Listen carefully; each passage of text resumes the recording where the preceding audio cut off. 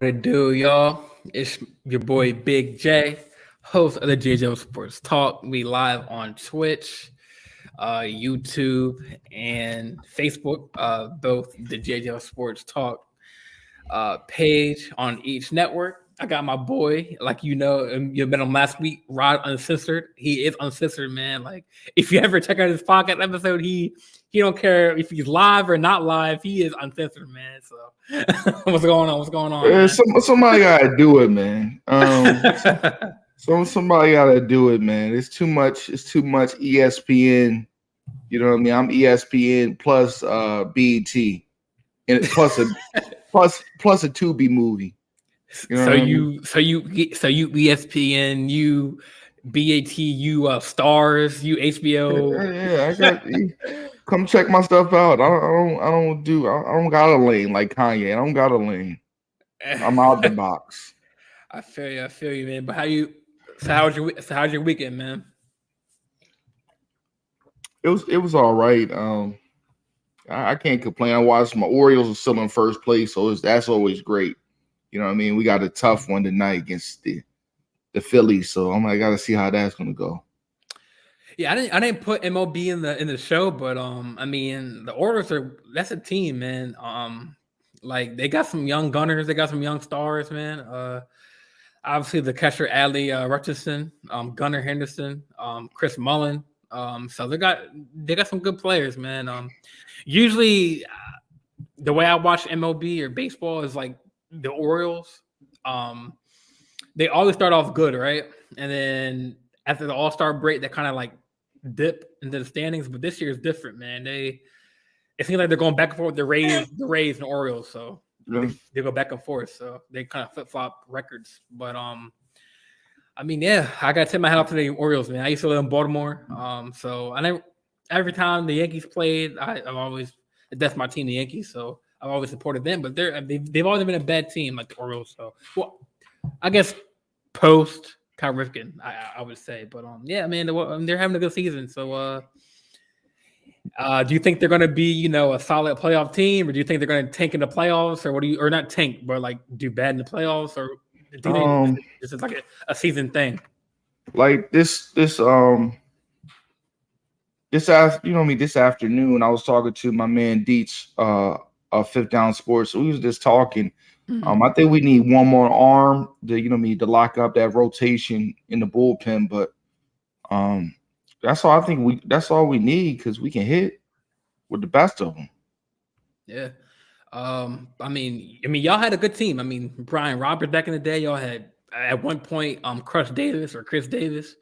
Yeah, we're still paying him. We probably still paying him. Who, Chris Davis? Yeah, I think we still paying him. So have you always been a Orioles fan? Like, or like, No, I just always been an Oriole fan. I remember back in the 90s, it might have been like 99.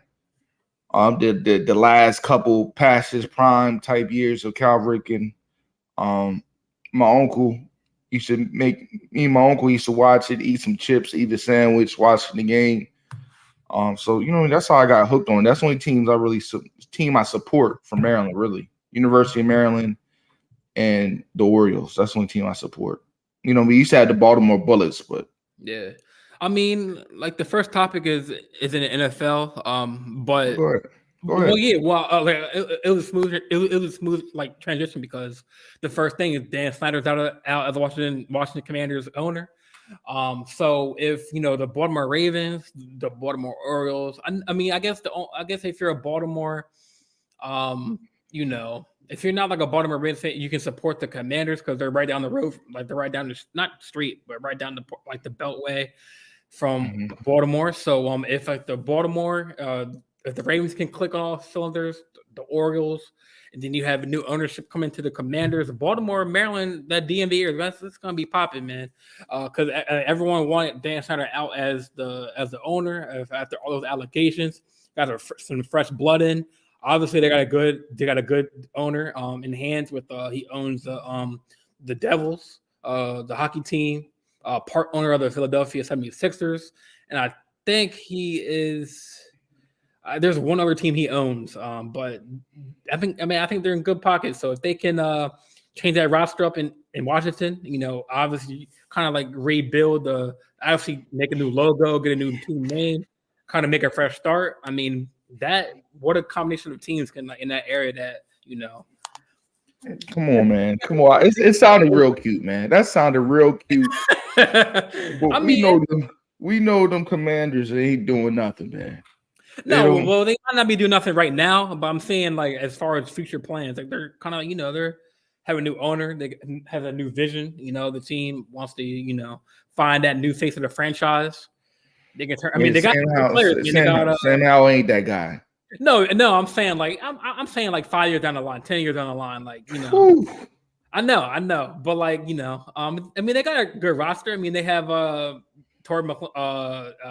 Scary. Yeah, he's good. They have Brian Robinson as a running back. Obviously Sam Howell or Brissett's not the answer, but I'm saying like as long-term goals, they got they had to rebrand that brand of the Commanders because like obviously what Dan Snyder did to that organization and all the allegations, it's kind of like a dark cloud above that team right now. And obviously with the new owners and a couple bright sun like spots, in the team. So obviously they got Eric Bieniemy as the offensive coordinator. Obviously he's going to be the coach coming. So the new offensive mindset.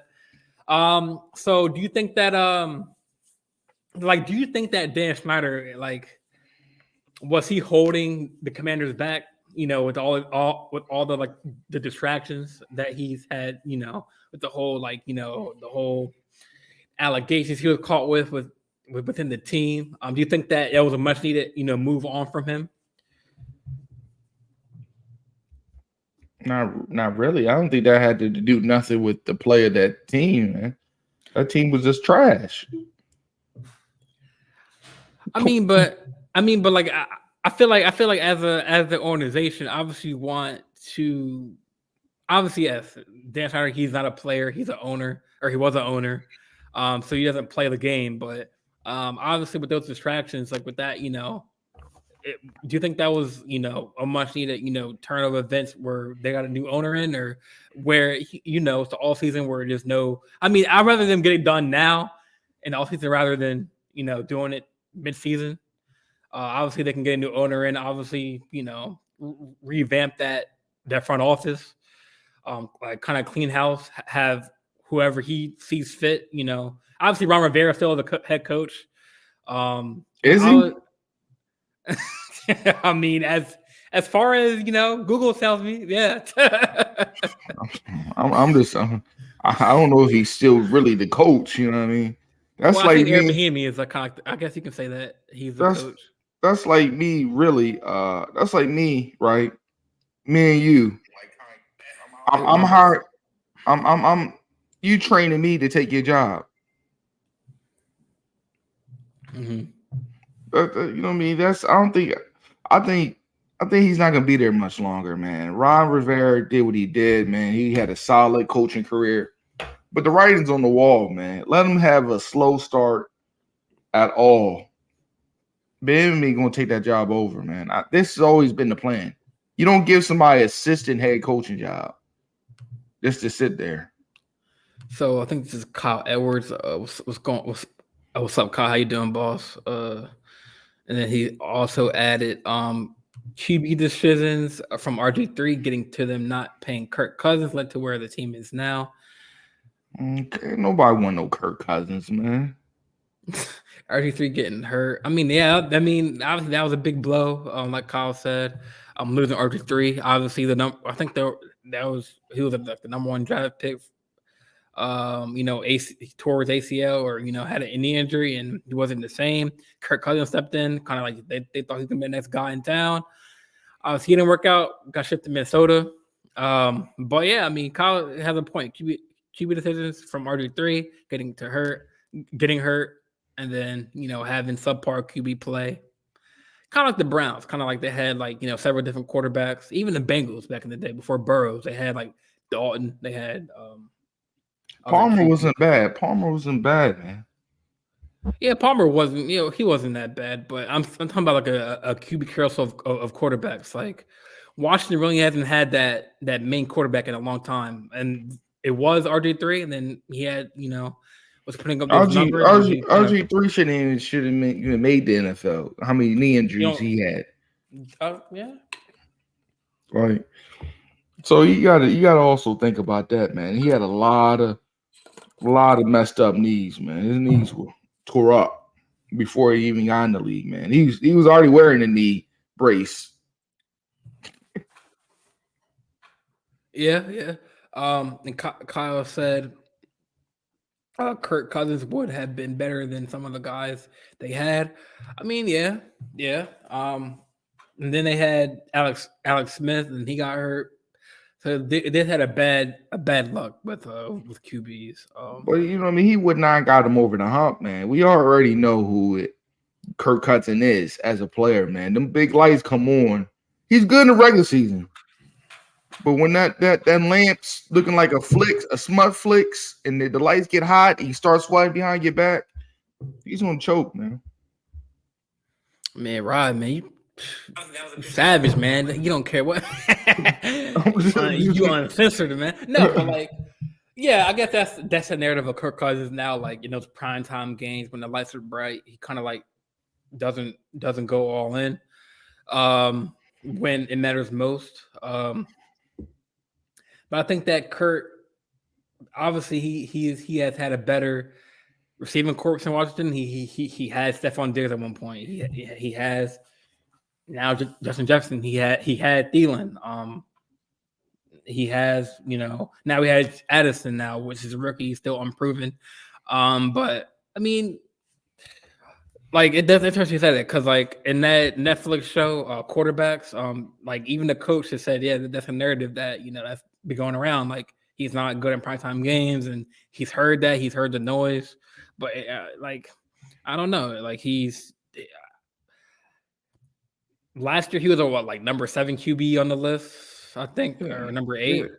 Yeah, as far as the performance. So he's not a bad quarterback. It's just like you said, like in those key, divisional games, or like those Thursday night, Sunday night games. You can't tell me who had the better talent. Is Daniel Jones outduels you in the playoffs? That's a problem.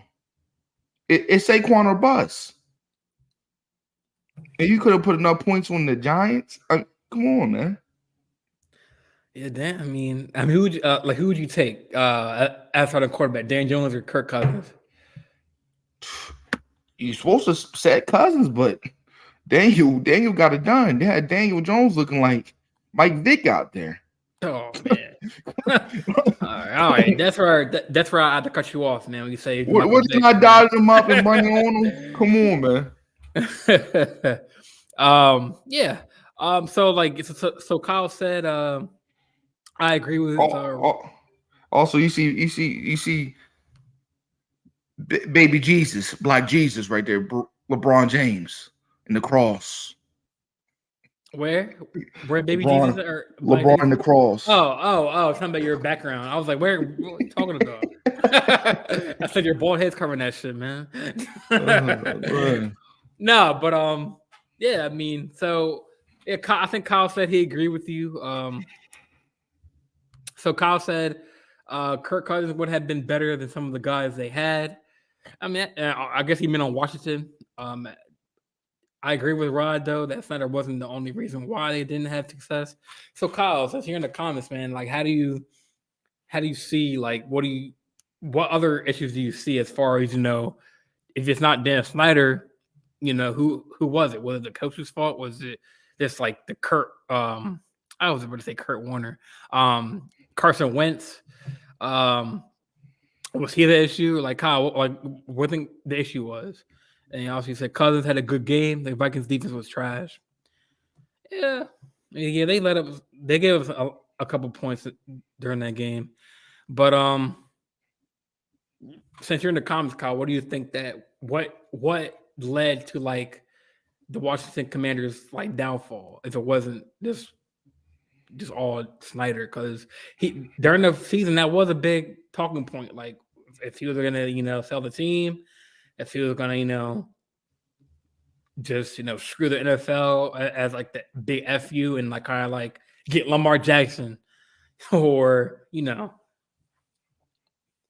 But So who, man? I don't think nobody want to go to Washington, man. Nobody want to go to Washington unless you about to pay some players, man. You're like Tennessee. You got to overpay for somebody to come. Oh, don't mention Tennessee, man. Like somebody in the group that's a Tennessee Titans fan. Jory. But yeah. That's I mean, we'll see. We'll see if Kirk Cousins and company can do something different. But now with Addison going 140 miles per hour on a highway, man, like the man got man. You know what I mean? That's the problem right now with these young players, man. They get to all this money, man, and that's what happened. That dumb, man. I think he ain't gonna go out like Henry Ruggs. So at least he didn't hit nobody. Yeah, apparently he said he had he came out with a report saying that he had to get home real fast or something like that. It was an emergency, but still 140 in a 55 mile hour zone, like that's crazy. Especially if you're a rookie and you have those services where you can get Ubered to or drove into. It's just stupid decisions, man. And we all saw what happened with Ruggs, man. So don't worry. You know what I mean? Roger know how to tax him. I at least will say this: Roger Goodell in the NFL, they don't play no games. It wouldn't be no job situation in the NFL. The owners in the NFL don't play, man. Right. All right. So you think that so how do you think the Commanders will do because this year as far as his talent last in the division? Probably gonna be last, man. You don't have faith in Sam Howell and Brissett in that roster? Who?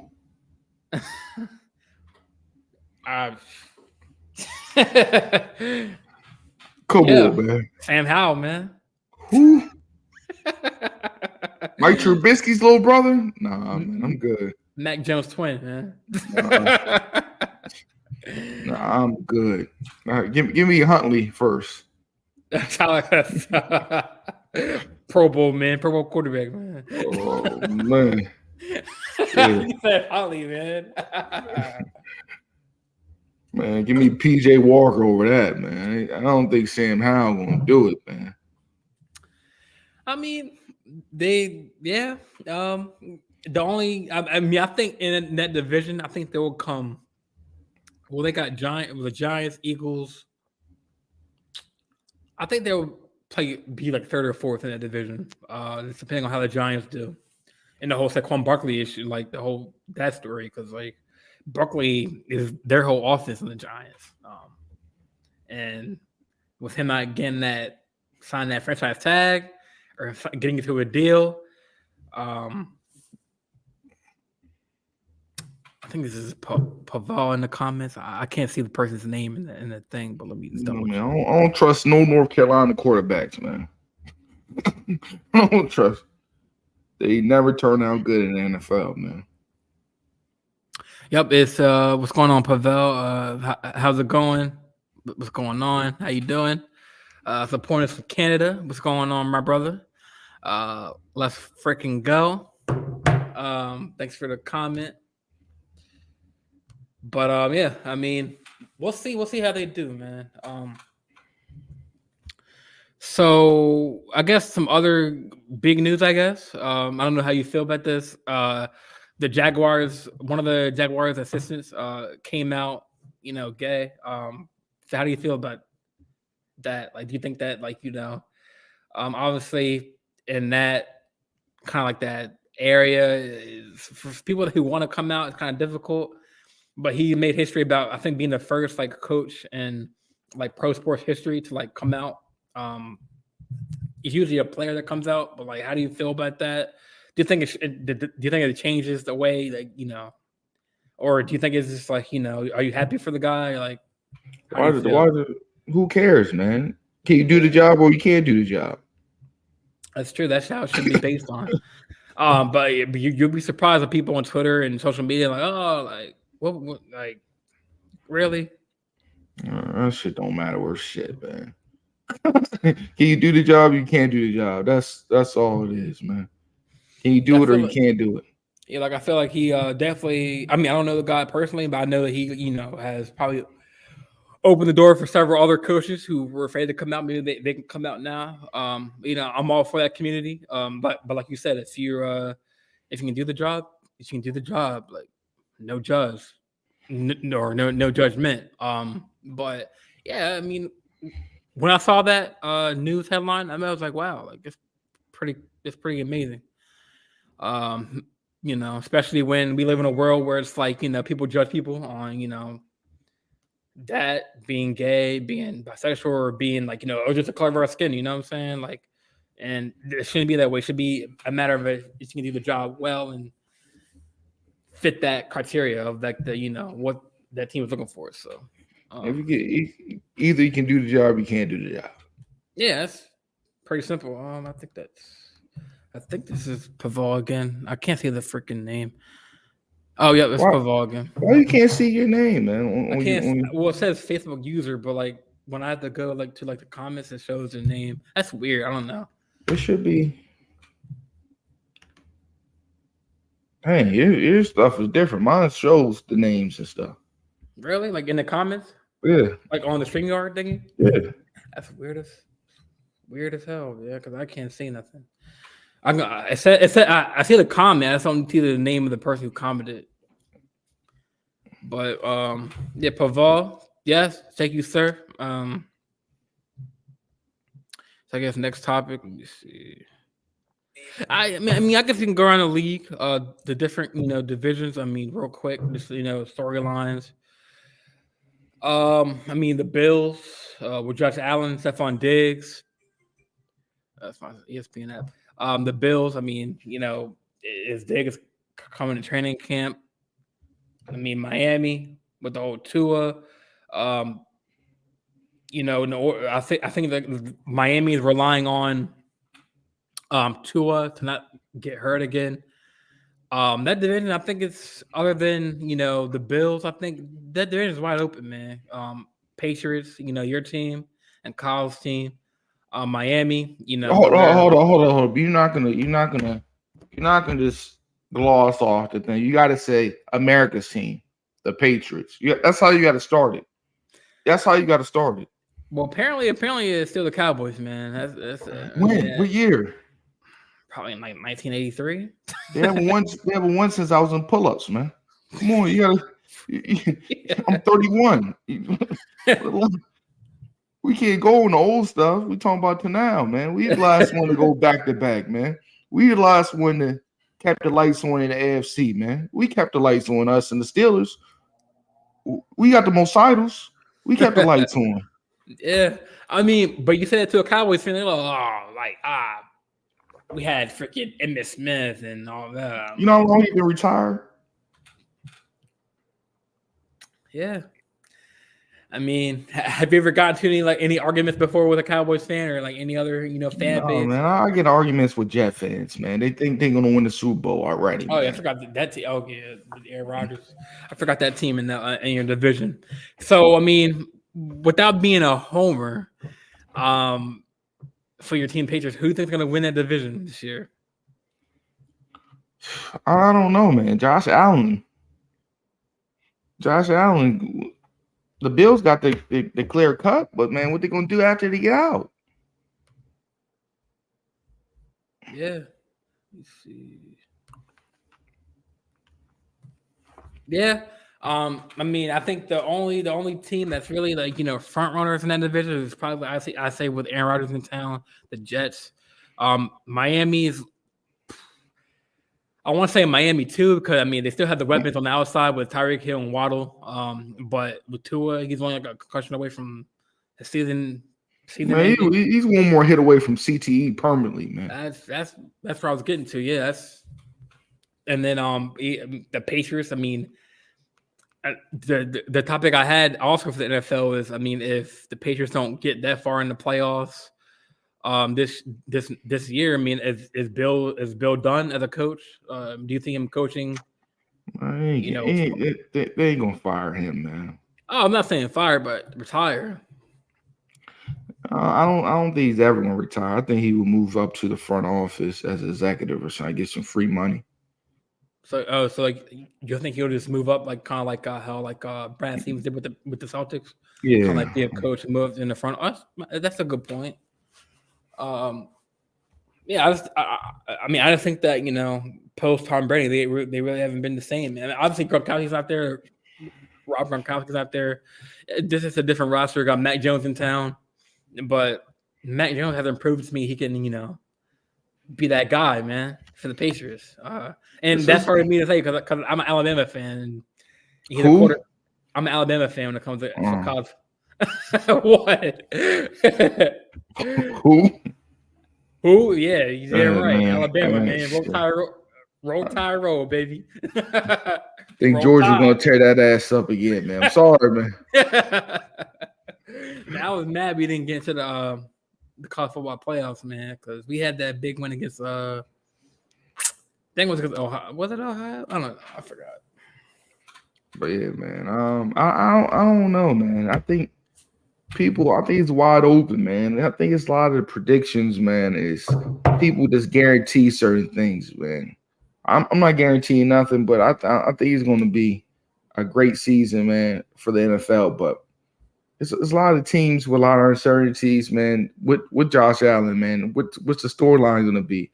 Is him and Stephon Diggs going to be on the same page? You know what I mean? They just lost their running back, Nico Hines, to ACL injury. So, I mean, the running back room's kind of, scarce, I would say, I guess. So with that's a big storyline too. I mean, their running back is hurt. I ain't gonna watch too much. I'm gonna watch my games personally, but I'm gonna watch a lot of NFC. I think that's more. It's more of a gap in the NFC. You know what I mean? It's a lot of teams. It happens every year. Nobody expected Giants to make the playoffs last year, so it's a lot of what I mean. There's a bigger gap to see who's gonna win the NFC, man, or compete for the NFC. Championship game. So, looking at the standings from last year, we're just gonna go by each division real quick. So, AFC East, this is last year's standings or record. So, Buffalo came in at 13-3. Miami came in at 9-8. Patriots came in at 8-9. And Giants came in 7-10. So, obviously, we see the Jets kind of. Hopefully, they will improve with Aaron Rodgers in town. I mean, they were last in that division. They're eliminated, and your Patriots were eliminated. So do you see a team in the AFC East like kind of like dethroning the Bills and to get that division? Do you think the Patriots moving up, Miami, the Jets? I think anybody could dethrone anybody. That's what I'm saying. I think it's like wide open. I mean, after the Bills, because the Bills, they were 13-3, and they still have their same roster intact. Stephon Diggs, Gabe Davis. They don't got the same roster intact. They got Tremont Adams. Yeah, he's hurt. He was hurt last year. Tremont Adams left. But you got to, what I mean? After that, man. Micah Hyde, Jordan Poyer still there. But White too. But it all depends what they're going to be able to do, man. They cannot keep on trying to play QB power every down with Josh Allen. That's what he want to do. He runs the ball for no reason when he has stellar receivers. Yeah, I think Kyle said earlier. I wasn't sure if it was in our group chat, like the main Sports Empire group chat, that I think Kyle said Allen throws balls up just for people to get, and he did that a lot against the Miami game, where he's still like Hail Marys. He's getting picked off. Obviously, Allen, he's a big body dude, like 6'6".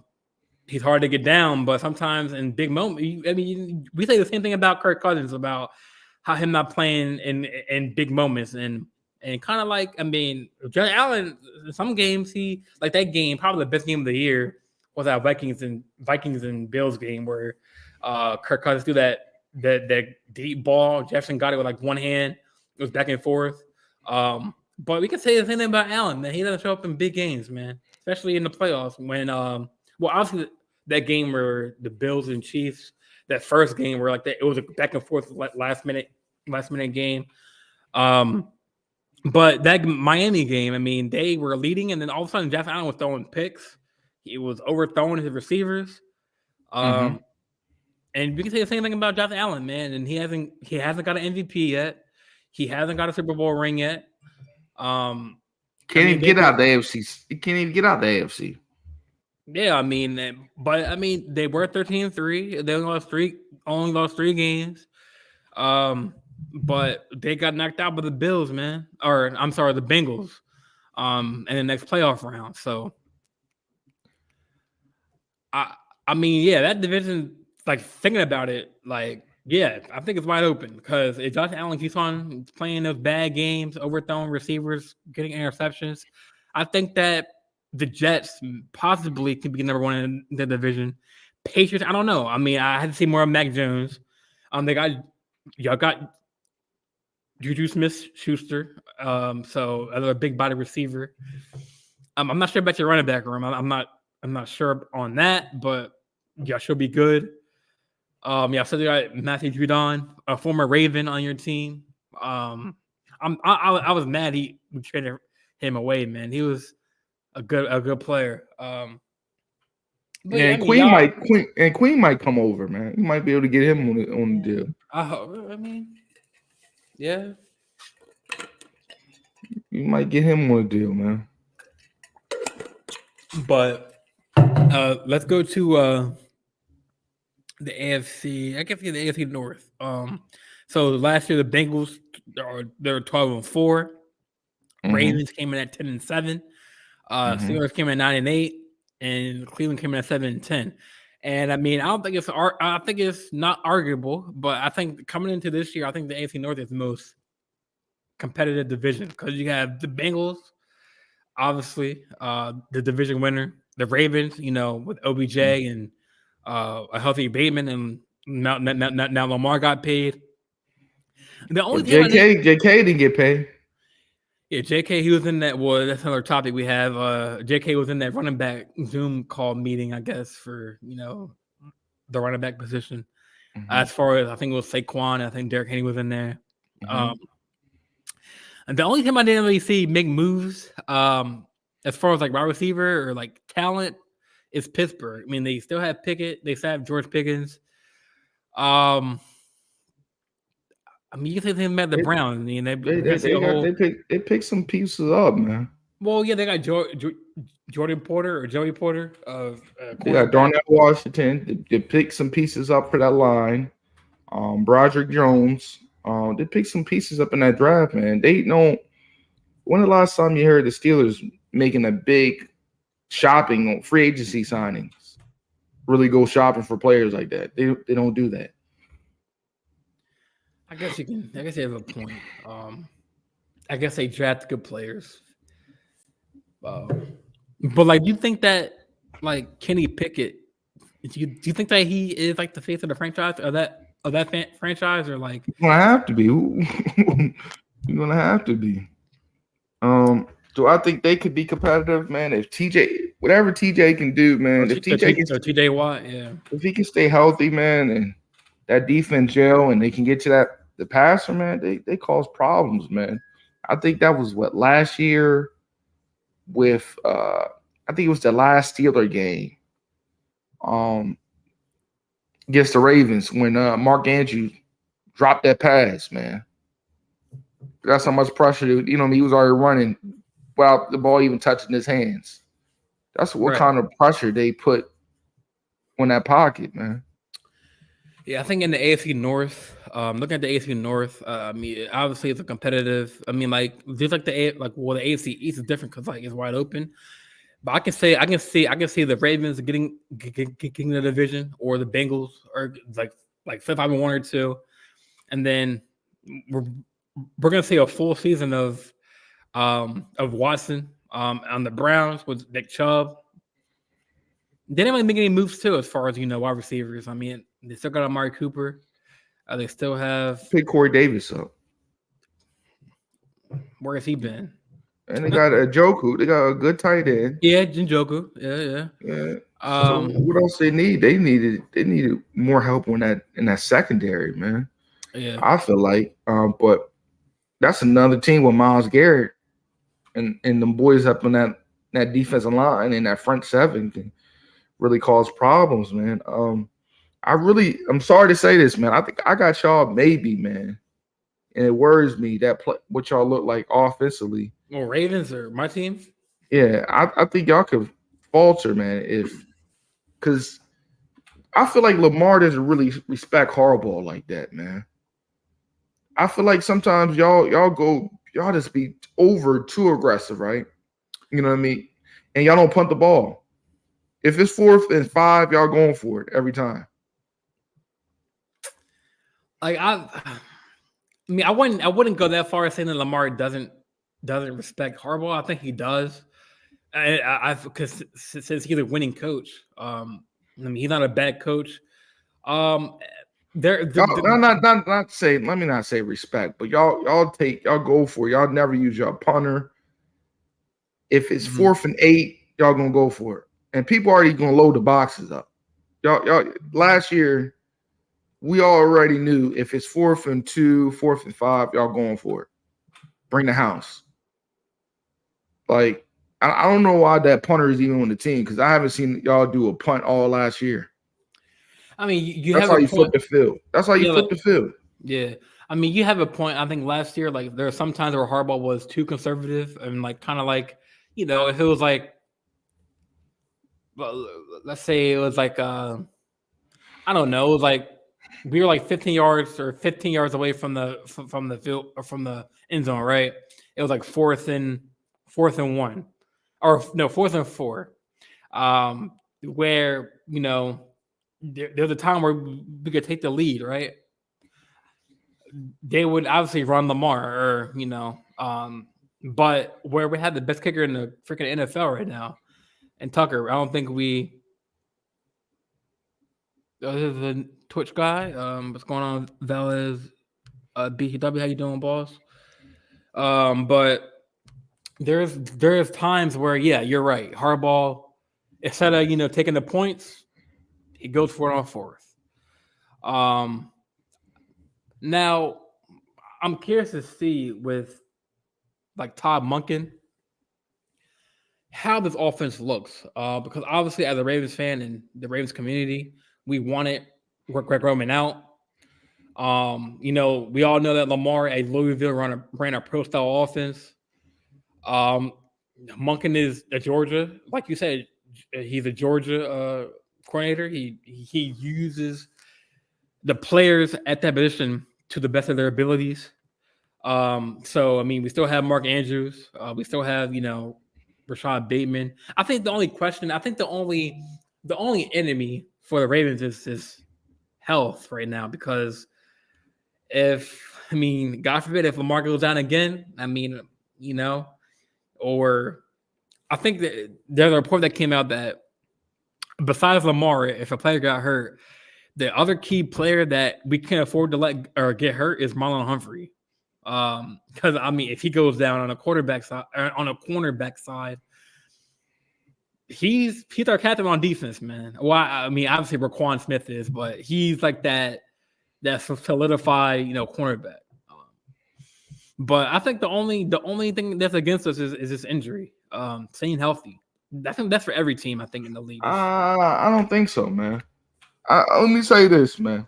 I think the Ravens are fucked on, man. Y'all have not been the Ravens of old, man. I mean, the Ravens have known for I'm talking about sacks. Where does sacks at? What happened to stopping a run? What happened to getting to the quarterback? That's what y'all used to be known for. We still do get to the quarterback. Not as often as we did like before, but we still get to the quarterback. Come on, man. Come on. Crickets. Come on, man. Come on, man. That defense fell off last year, man. It wasn't the same, man. I feel like it's not dominant. It's not. People are not scared of y'all defense no more.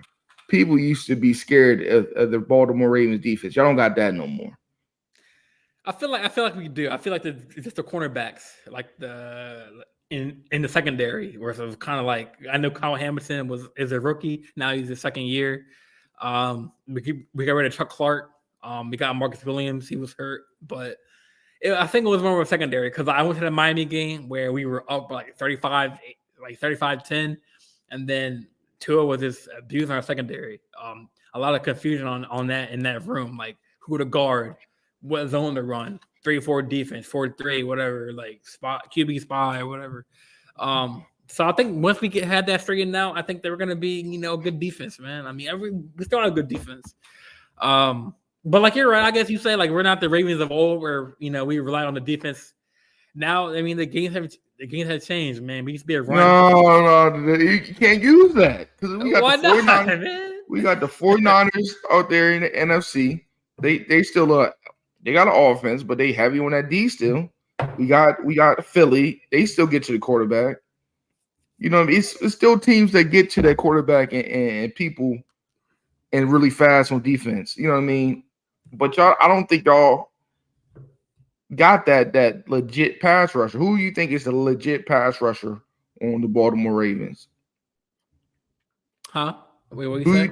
I said, who is the best pass rusher you think on the Baltimore Ravens right now? Like currently? Currently. Probably Roquan Smith. That's the problem. We used to have like 6 of them. I mean, we just named you said name one. So I mean, we got Tyus Bowser. We had Justin Houston, but he's not there anymore. He was our best pass rusher, actually. As far as he's a hole that we're trying to figure out how to fill. Because he was probably the player with the most QB sacks, Justin Houston. But obviously he's older. So I guess at the time, it was Houston. I'm telling you, I remember when even before he fell off the cliff, Brandon Williams on that line.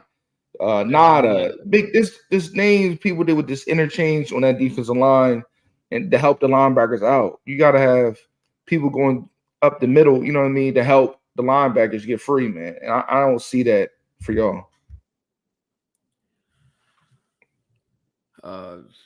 Giants Nation. Just delete that guy right there, that Giant Nation guy. So we're gonna get to the comments. Kyle said, "I tried to tell you that teams can throw on the Ravens." Hey y'all, what's going on, Jory? Jermaine said that's facts. Kyle and Giants Nation. Come on, Jermaine, man. I mean, a lot of people's bombing up away on y'all, man. Wait, Kyle, you said. Kyle said 2 other people are watching with. Oh, my bad. I thought that was a comment. Yeah. So I don't know. I think that. I mean, we drafted Trenton Richard or Simpson from Clemson. I mean, he can be like the hybrid pass rusher, and he can play alongside Patrick Queen. Yeah, I think that division is gonna be tough. It's gonna be tough, especially with Washington coming back for a full season. So right now, do you think right now y'all can beat Cincy right now? We beat them before. We always split with them. We get the first game, then we lose the second game. But yes, we can. So you think you're gonna go 1-1 with the whole division? Yeah, we can. Didn't we before last season? We beat the Browns. We beat the Bengals and Steelers. I could easily see, man, if this don't end well for y'all, man, I could see easily y'all being third, man. I could easily become third if y'all ain't snapping. You know what I mean? People saw that especially that playbook don't look like it's predictable like it did last year. I can see y'all hitting a tough spot, man. Yeah, like Kyle said, in that division with the Bengals and the Browns, potentially getting pressure on the QB will be important. Yeah, I mean, I mean, we've gotten the barrels before. I mean, we've sacked them before. But I think that it's not as wide open as the AFC East. So who do you have? Who do you have? You know, give me your best like division rankings of the AFC North. Like, who's the AFC North? I guess king. I either got Cincinnati, man. I think Cincinnati got the best tools. I got Cincinnati. I'm gonna go with Cleveland, number 2. I'm gonna go with. I said Cleveland number 2. I got y'all like 3, and I got Steelers at last, man. But it's crazy. Like, I mean, it's a possibility that each team in that division can make the playoffs. I mean, that's how competitive that division is. And that's kind of crazy to say because usually it's the Bengals, Ravens, maybe Browns as a wild card spot, but they can all make the playoffs. That's definitely a potential. I think Jermaine, that's my friend Jermaine, Giants fan. He said Mr. Rollins. Mr. Rollins. I guess he's laughing at you, man. The Rollins is your name, I guess. I don't know. Steelers Browns will be improved, especially the Browns. Yeah, the Browns with Nick Chubb. We got Donovan Peoples-Jones, right? As a receiver. Amari Cooper still. But like you said, I think the Browns need to work on their secondary, which they did. So it's gonna be a tough division. So let's go to the AFC South. It's moving along. Who cares about the AFC South? I mean, the Titans, man, they got D-Hop. I got Jacksonville win that division. I mean, I do too, but there's someone in here that I think they running the wing T over at Tennessee. Yeah, I mean, I definitely think that. So the Jaguars came in at 9-8, which is not as all right. Like one game above 500. Tennessee was 7-10, and then Indianapolis was 4-12, trash, and Houston was trash with 3-13. So, I mean, with them getting back Calvin Ridley, it kind of gives them a step ahead of the competition. I mean, Jags should come in first. Titans should come in second. I say I give Houston number 3 in that division because of CJ Stroud, but it could flip flop with Richardson because they're both going to be starting for their respective teams. But Jaguars should come out on top. They got the all around, good roster. They got man, shit, Kyle, come on, man. If you just got home, man, come on the show, man. I'm about to have to bounce in a minute. So. Yeah, I think Rockets gonna have to bounce. So if you want to come in on the stream, man, come on, man. But so you think this Jack should win that division easily? You know what I mean? Unless Derrick Henry going like another MVP year, like that's what's gonna have to happen. Them being dominant like that for them to win because Tannehill is Tannehill, man. Yeah. So who do you have coming in 3rd and 4th in that division? Because obviously it should be the Jaguars, Titans, and 1 and 2, or flip flop. Tennessee 1. So who do you have out of the rookie quarterbacks? Who do you think they have a better season? I'm gonna go with the Colts, man. I think the Colts probably going to, but the Texans could have a great year if you know what I mean. With Will Anderson and that defense, but I don't know what they have on the offense, man. I know they got what's that guy's name from Houston? The small. Anyway, they picked some little weapons up, but I don't know what it's going to produce in the first year. So, I think the Colts could probably come in like 3rd. Someone call in the chat to come on. But yeah, so that's a no-brainer. They should. I mean, that division.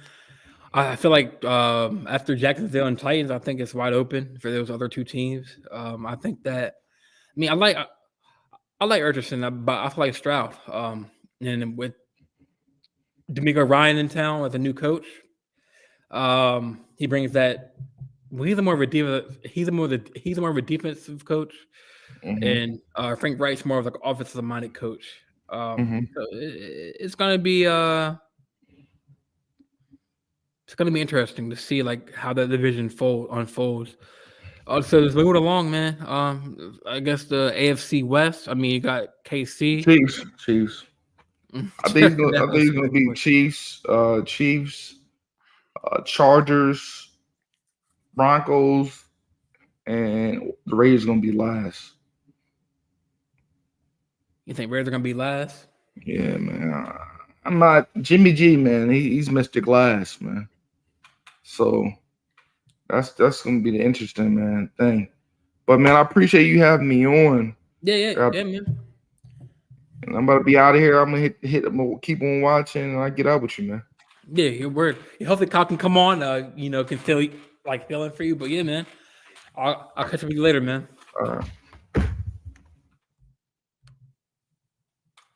All right. Yeah, man. So we are talking about the division. I was just going around the league. Talking about East Division. So me and Rod just talked about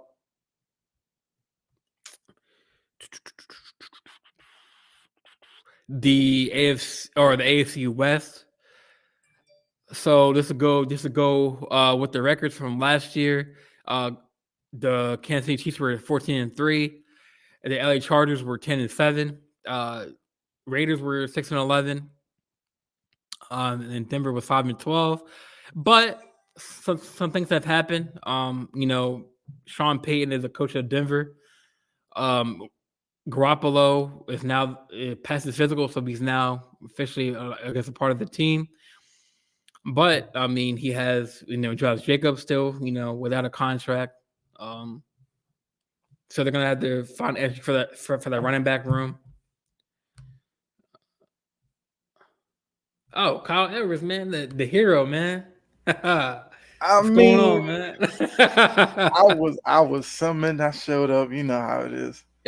You were summoned. I mean, you and Rod were doing your thing, so I didn't want to mess it up. But like you said, yeah. He had to go. I think pick up his kid. I think so. It's all good. It's all good. Yeah, Kyle. Do you know why like on the chat on my end it says like Facebook user? I think it's something to do with Facebook because I use Melon and it's the same thing there. I think Facebook changed the way that they. Because Rod said he saw the names on his like. Yeah, if you pull it up on your phone or whatever, you see the names, but in the chat itself, it doesn't show for whatever reason. Oh, so it's not me. That's just the way it is. Yeah, it's just the way that Facebook, whatever. Maybe they're secure. I don't know. It's a whole thing with them. So yeah, man. But thanks for hopping on, man. So I guess since you, I mean, I guess we're going to just not start over, but it's kind of like say your mindset of like, actually let's go back. So for the first topic was the Dan Snyder, news. Yeah. So how do you feel about that? Like new ownership. Mm-hmm. I know Rod said that he's a Baltimore Orioles fan, and like I think a Washington Wizards fan. And I was telling him how like if the Orioles how they're clicking right now. Mm-hmm. Baltimore, the Ravens, like next season, if they can have a good season, and mm-hmm. obviously they're all like on that beltway, they're not that far apart from stadiums. So like, if that area can be good, new owner, and then with the Commanders, owner of the Jersey Devils, part owner of the 76ers, and I was trying to think of the third team he was the owner of. I know he's the owner of the Devils. Yes, Devils was part owner of the Philadelphia 76ers. I think he like But anyway, the man's rich. Mm-hmm. So how do you just give me your thought process on like the whole Dan Snyder, how like the allegations were Obviously, they're gonna have to maybe rebrand the team, kind of like Good. maybe get a new logo, a new That's what I would do. a new motto, I Yep. guess. Change it all. Change the front. What about the coach, Ron Rivera? Rivera is just there to be an adult in the room to kind of guide through this transition, because with a lot of companies or even sports teams, when you change the voice at the top, sometimes it could be a little bit of chaos and all that. Ron Rivera is just a calming figure. I fully believe that at a certain point, Rivera is going to go to the front office, and then the enemy probably takes over. And just keep the wheel moving. Snyder had to go.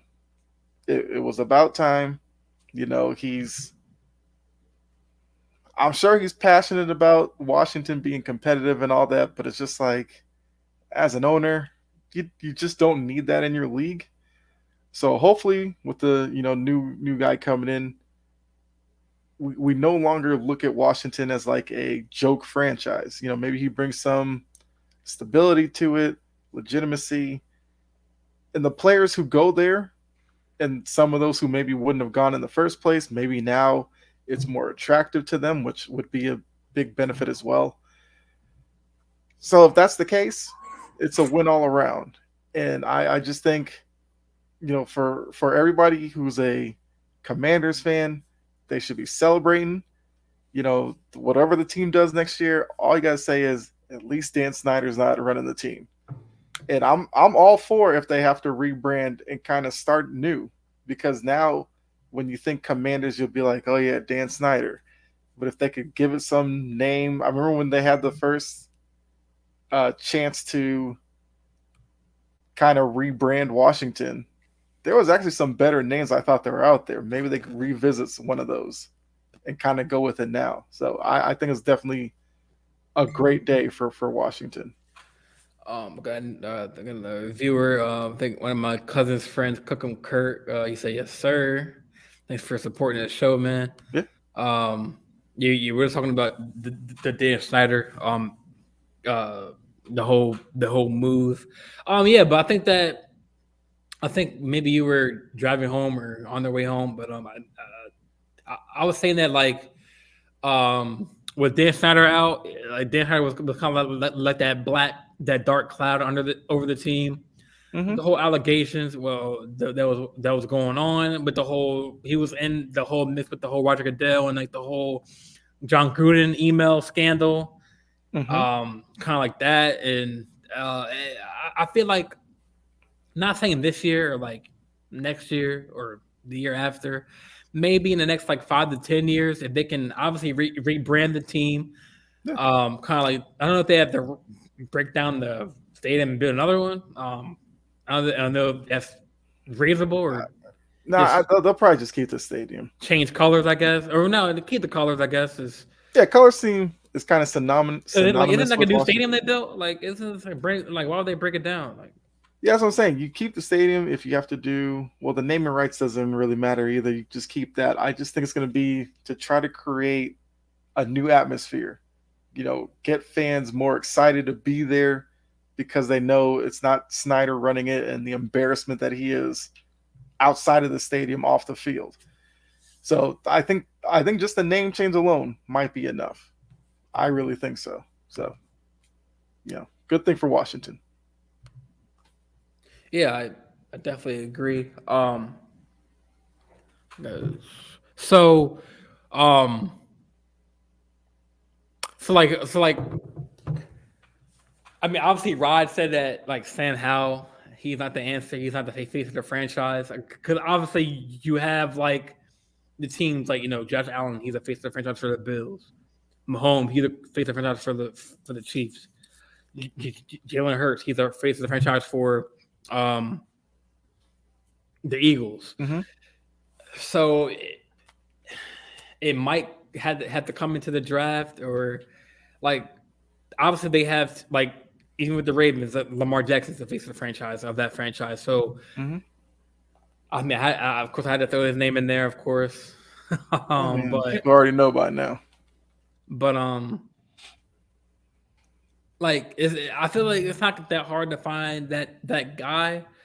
But obviously Sam Howell's not that guy. You're saying it's not that hard to find that quarterback? Or like that player to like to brand your team. I mean, they could brand it around Terry McLaurin. And we don't know about Howell. For all we know, Bieniemy gets a hold of him, unlocks something in him. You know, maybe he's not like a top 5 type quarterback, but can he be, I don't know, in like the 15 to 20 area where maybe that's just good enough to possibly be a wild card team? I think that would be a success for Washington. Mm-hmm. We just don't know.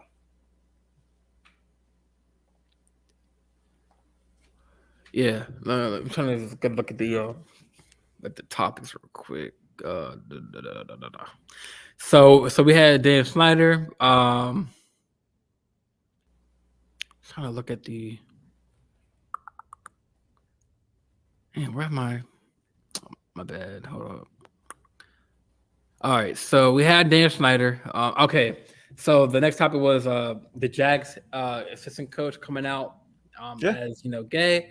I was correct me if I'm wrong. He is the first like coach in pro sports to come out. No, You're not we've had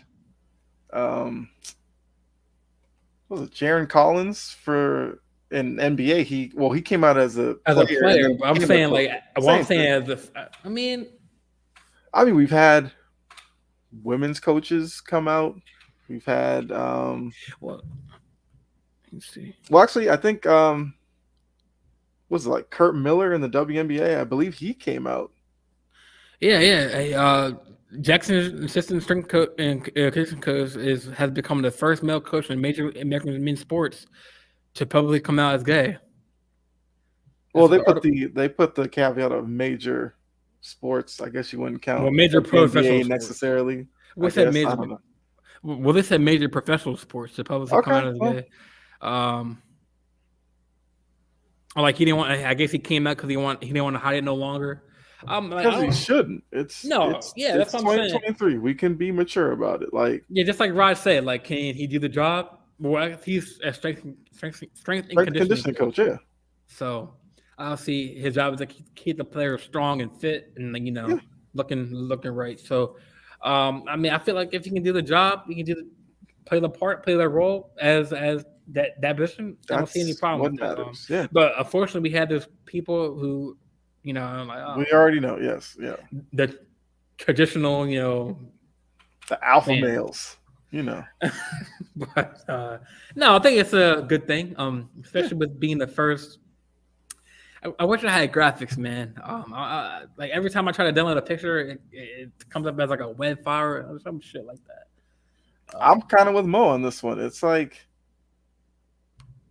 you congratulate him for wanting to be open and just be himself. You give him that, but the fact that it makes news and I mean, I didn't even go to social media or anything after it because I already knew what kind of comments there were going to be out there. But it's just like, he was hired as a gay man. He just didn't tell anybody.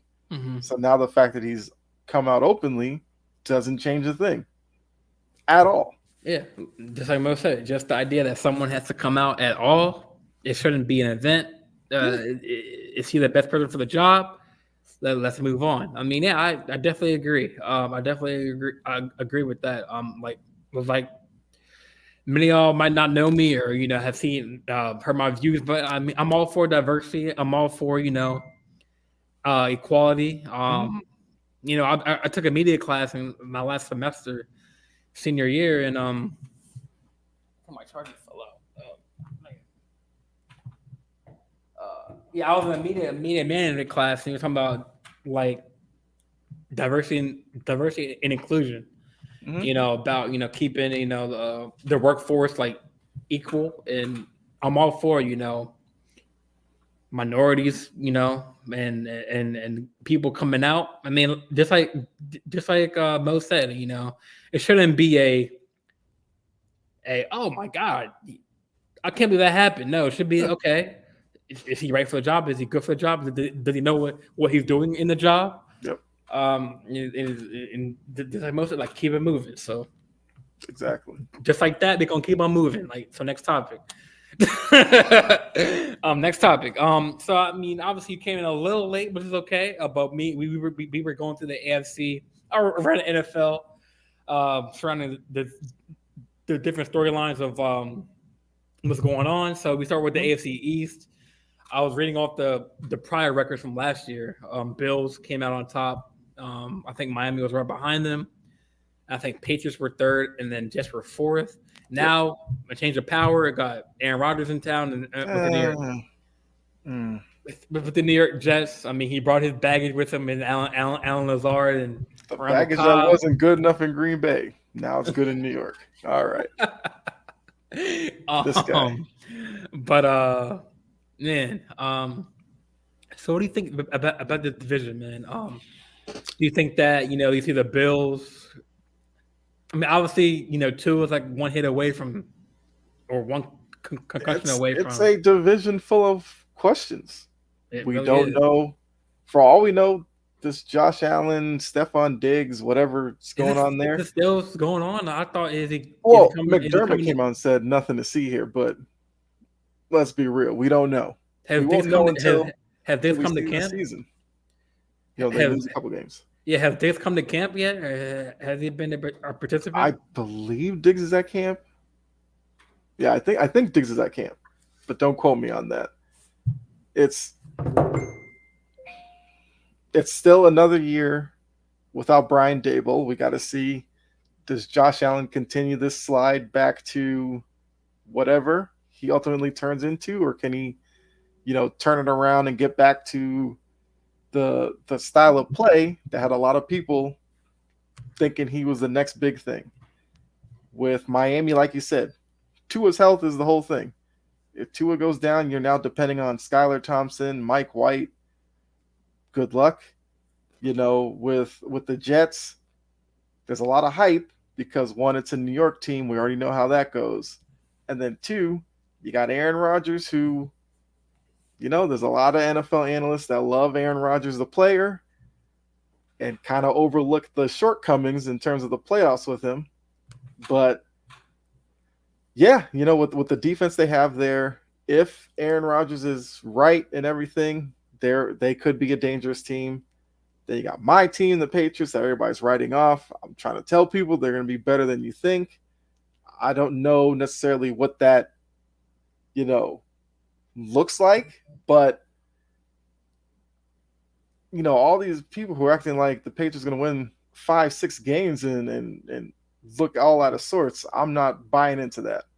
I think the Patriots will be fully within the race of not only a playoff spot, but I think they're going to make the division interesting. You got your boy in the comments, Rod, Patriots chasing 7. But I'm just saying that's what it's about in New England, Mm-hmm. And because of that, that's where you're getting some of this talk about, Belichick and all that kind of stuff, because the standard in New England now is competing and challenging for Super Bowls. So I think it's a big year for Belichick for sure. Big year for Mac Jones.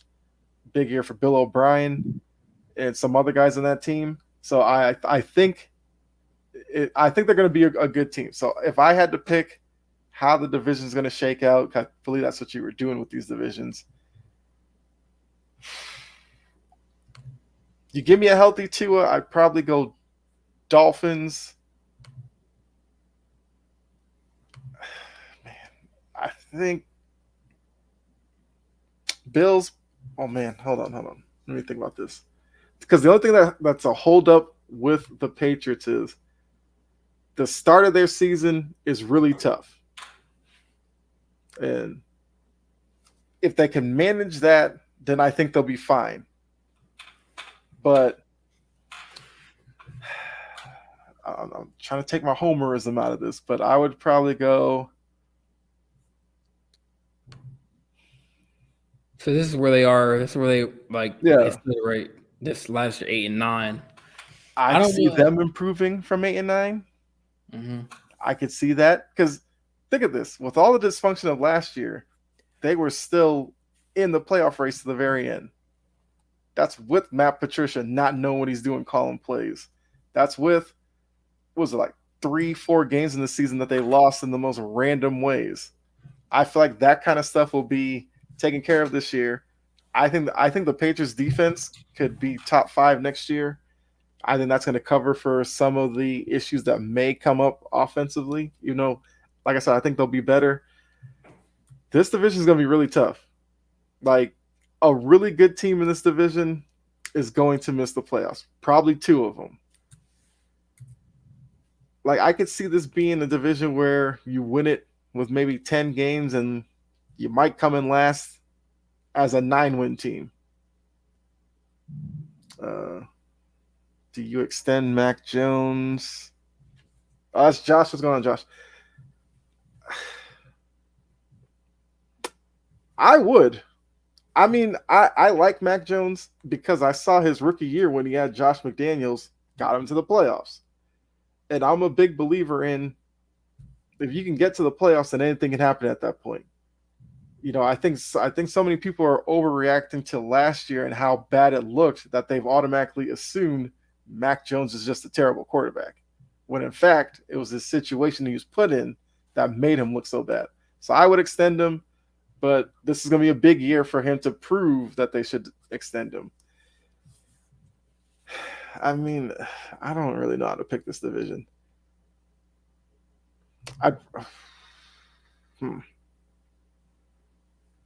I could see Dolphins.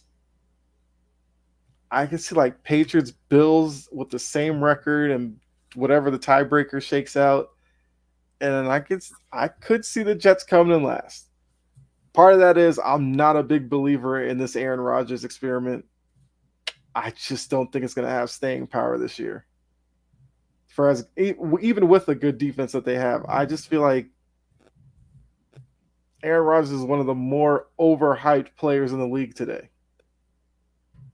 So I'll stick with that. I'll probably look dumb come January, but that's what I'll stick with right now. All right. I mean, so I was going to catch up on the comments. So Patriots chasing 7, Baltimore Ravens have 2. I mean, but we still have rings. I mean, some most teams don't. But NBA Cypher Mo said not a Pats fan, but I think the Pats will be better than most project. Yep. Brother Uncensored, again, we beating the Eagles week 1. Like, if that happens, then I feel like people will start really looking at the Patriots differently. To me, even if they were to lose week 1, it's not that big of a deal because we already know with Belichick, the first couple of weeks, he's still like tinkering with stuff. Although I think this year could be different because it seems like he's kind of given Bill O'Brien the keys to the offense, and Belichick might not be as involved with it, which I do think might be beneficial to the team as a whole. Right. I mean, yeah, like you said before the segment, like there's a lot of question marks in this division. Like how will Stephon Diggs continue to cry and moan and whine about not getting the ball from Allen? I mean, he has arguably one of the best quarterbacks to play at the position in the league. I mean, other than Mahomes and Burrows and the other quarterbacks that are in the league. So I don't know why he's complaining, Stephon Diggs. It's good that he's at camp. A wide receiver, that's why. Huh? He's a wide receiver. Wide receivers are very wishy-washy when it comes to their happiness. Yeah, that's true. That's true. So I definitely see Buffalo number 1 in that division again.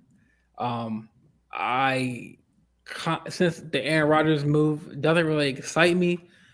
But I mean that's definitely an upgrade other than Zach Wilson. They still have the rookie, the defensive player of the year, and Sauce Gardner. They're getting Breece Hall back from injury. They're gonna look good. I'm gonna say the best, but I would say just come in 2. And then Patriots come in 3. And then who do I have? So you have the Dolphins coming. Oh yeah, I'm sorry, Patriots F3. Yeah, the Dolphins is last, but that could teeter because who I'm just basing that off of. I think Tua's gonna get hurt again. Because it can't just be it can be a sack. It can be just like his head can. He can get sacked and get his head back off the turf. Like I mean, we've been hearing all offseason about him taking these classes and stuff to, combat that type of stuff. But yeah, you'll have to see it actually play out during an actual football game. So I don't know. I do agree with you, Josh. Like winning a game, winning a week 1 game doesn't say much about any team. I was just saying that because there's a lot of people who I think look at the Patriots schedule and assume they could start 0-4, 1-3 if they're lucky. Because I believe their first 4 games are the Eagles, Dolphins, Jets, Cowboys, I think, are the first 4 games. And we already know Cowboys is a lot of people who think highly of them. Jets, Dolphins. So I was just saying, like, if they win week 1, it could be a momentum type of thing, and maybe they start off the season a little bit better than they normally do. But yeah, I wouldn't overreact to week 1 necessarily. Yeah, but I mean, if they do beat the Eagles, man, I mean, the team that was in Super Bowl, I mean, if they beat them, I mean, that could be a big thing. I mean, obviously, it wouldn't be a season-ending, game, but I mean, it'll be a big game. Definitely a game I would circle on my list of games to watch. I mean, is that like a primetime game or that like just a 1:00 game? Or? I'd have to look at the schedule. It might be like a 4:00 game. 4:00. Got you. Okay. All right. Actually, maybe not. I can look it up real quickly. Yeah, just we can do that. We can just go to the next division, AFC North. It's gonna be a jam-packed division, especially with like you said, the Browns getting back to Sean Watson for a full season. You said in the comments of yes, 425. 425. Yeah. Got you. So I'm assuming we can watch that game. It'll be like on TV, I guess. It should be. So I mean, like the next division, let's move along with the divisions. AFC North got the Cincinnati Bengals went 12-4. Baltimore went 10-7. Steelers went 9-8, and Cleveland went 7-10. Obviously, some new storylines. I mean, obviously Lamar got paid. They got Odell Beckham. Rashad Bateman is I think they just. You hear that noise? Is that mine? I don't hear anything. You don't hear anything? Oh. No. What do you hear? Oh, it's like staticky. Maybe it's my mic. I don't know. But so I think the Ravens just reinstated Bateman off of the did not participate list, so he's reinstated. I know Dobbins. He was on that call last night which Eckler started a Zoom call, but like where the running back situation is. I have questions about that call, but Oh yeah, I mean, like we'll get into that for sure. But Dobbins is still there. So just tell me your insight on the AFC North. Do you see that?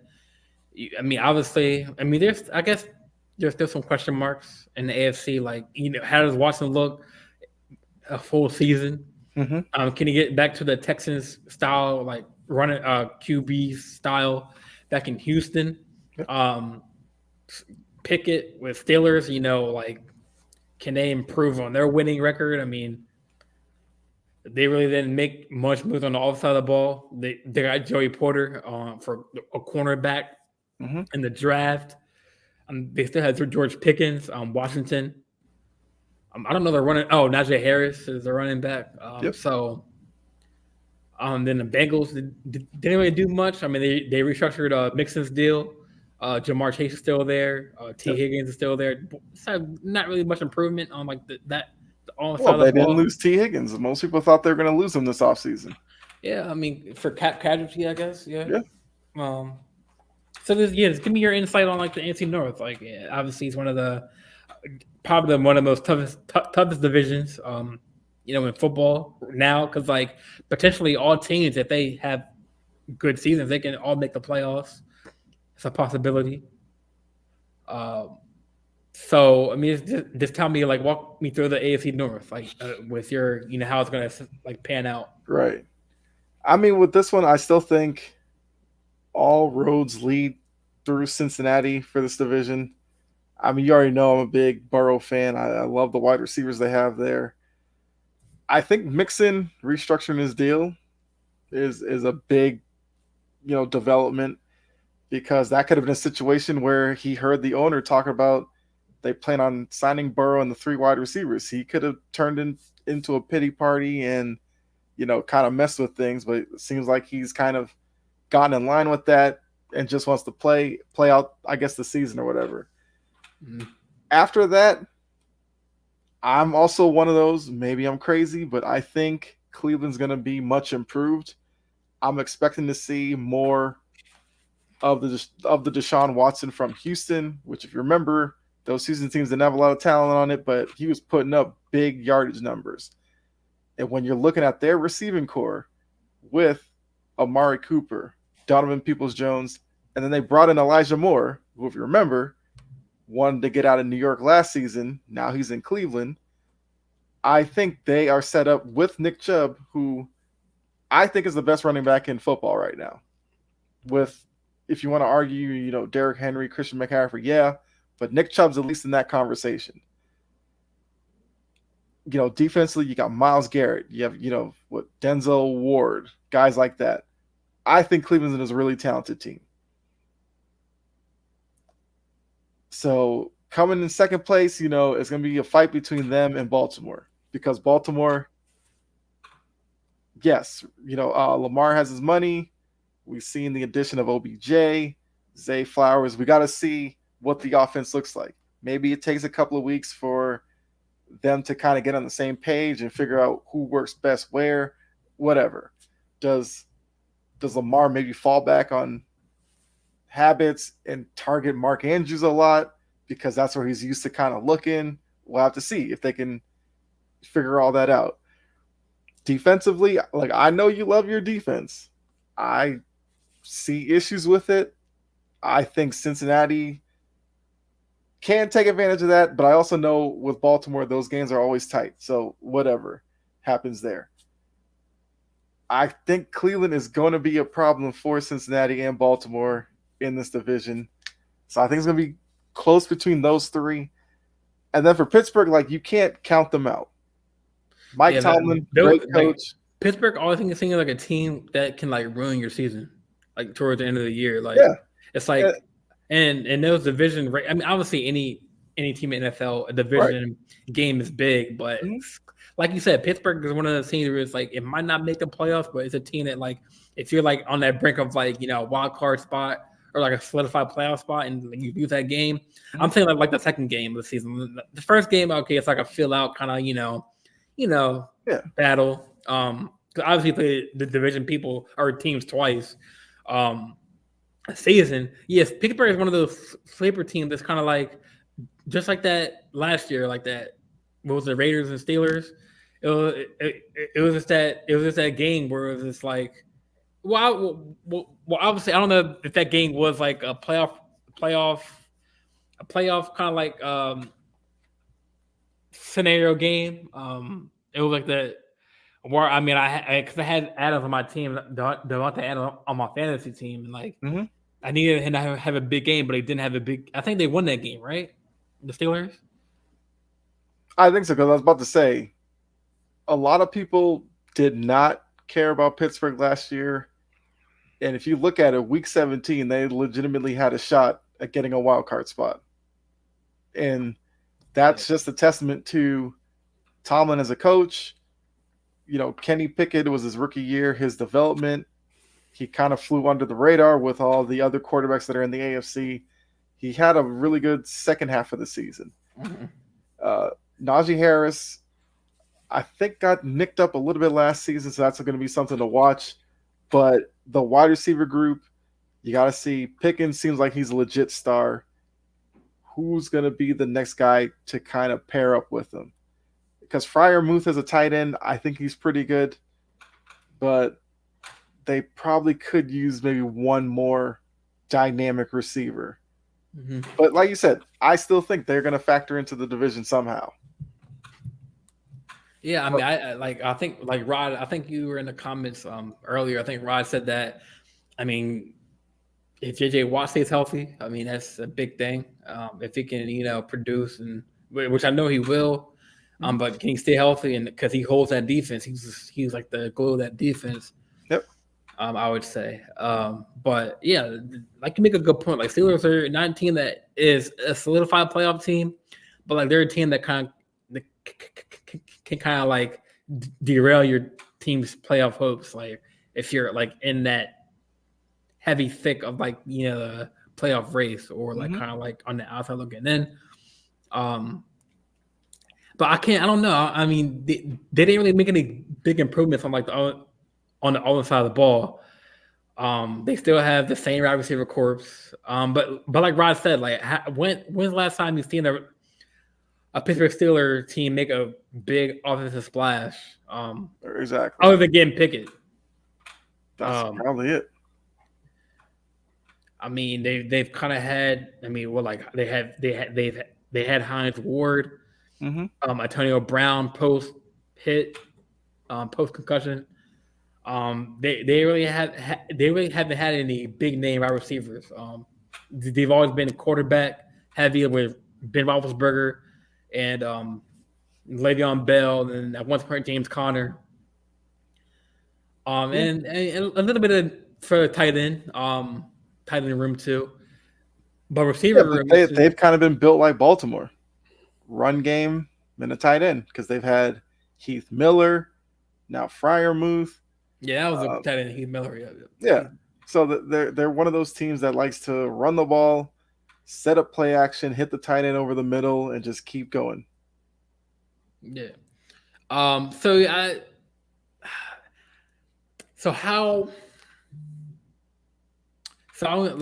this for the last question for the AFC North, like how do you see like with the Bengals and the Ravens and like the other teams in the division, like how far away do you see a team like in that division like knocking them off for the division winner? Like I think the Ravens are not that far off if we can stay healthy,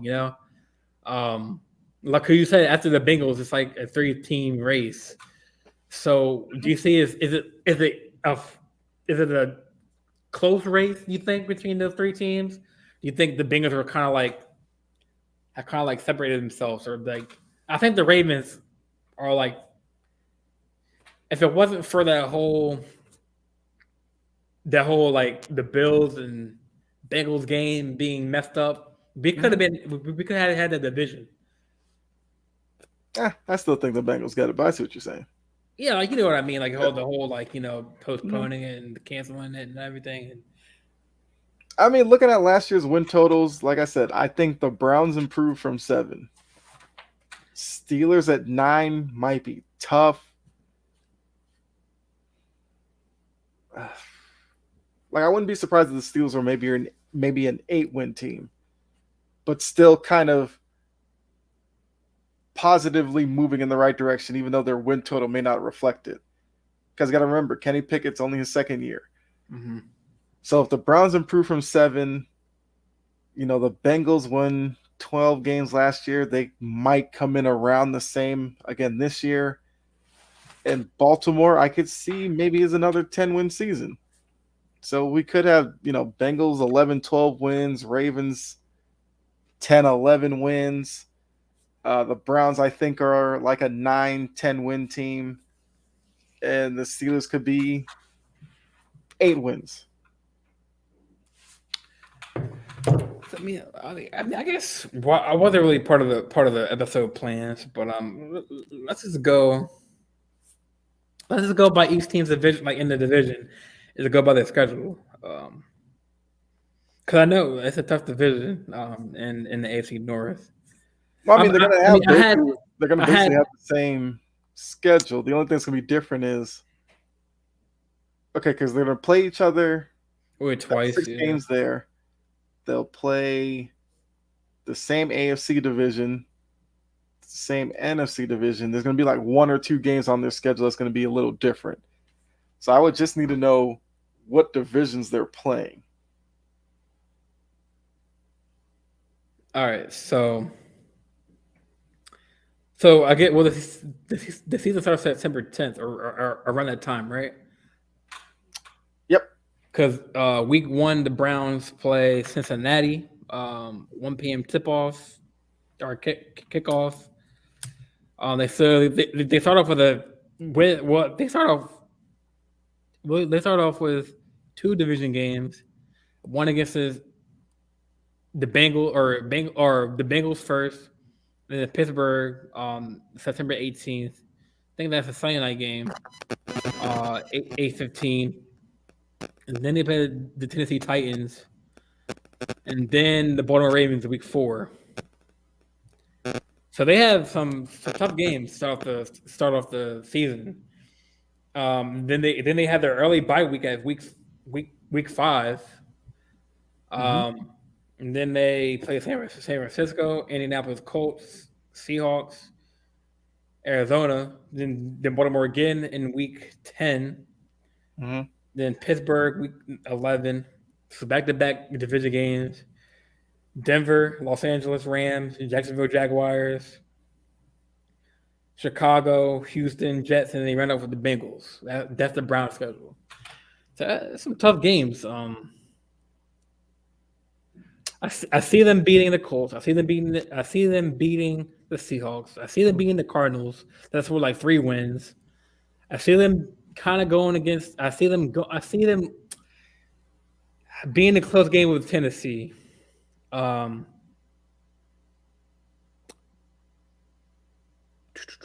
see them being the Texans. I see them being the Jets. So that's what, like 6 wins. I mean, it's those games is kind of a toss up in the division because they're so close.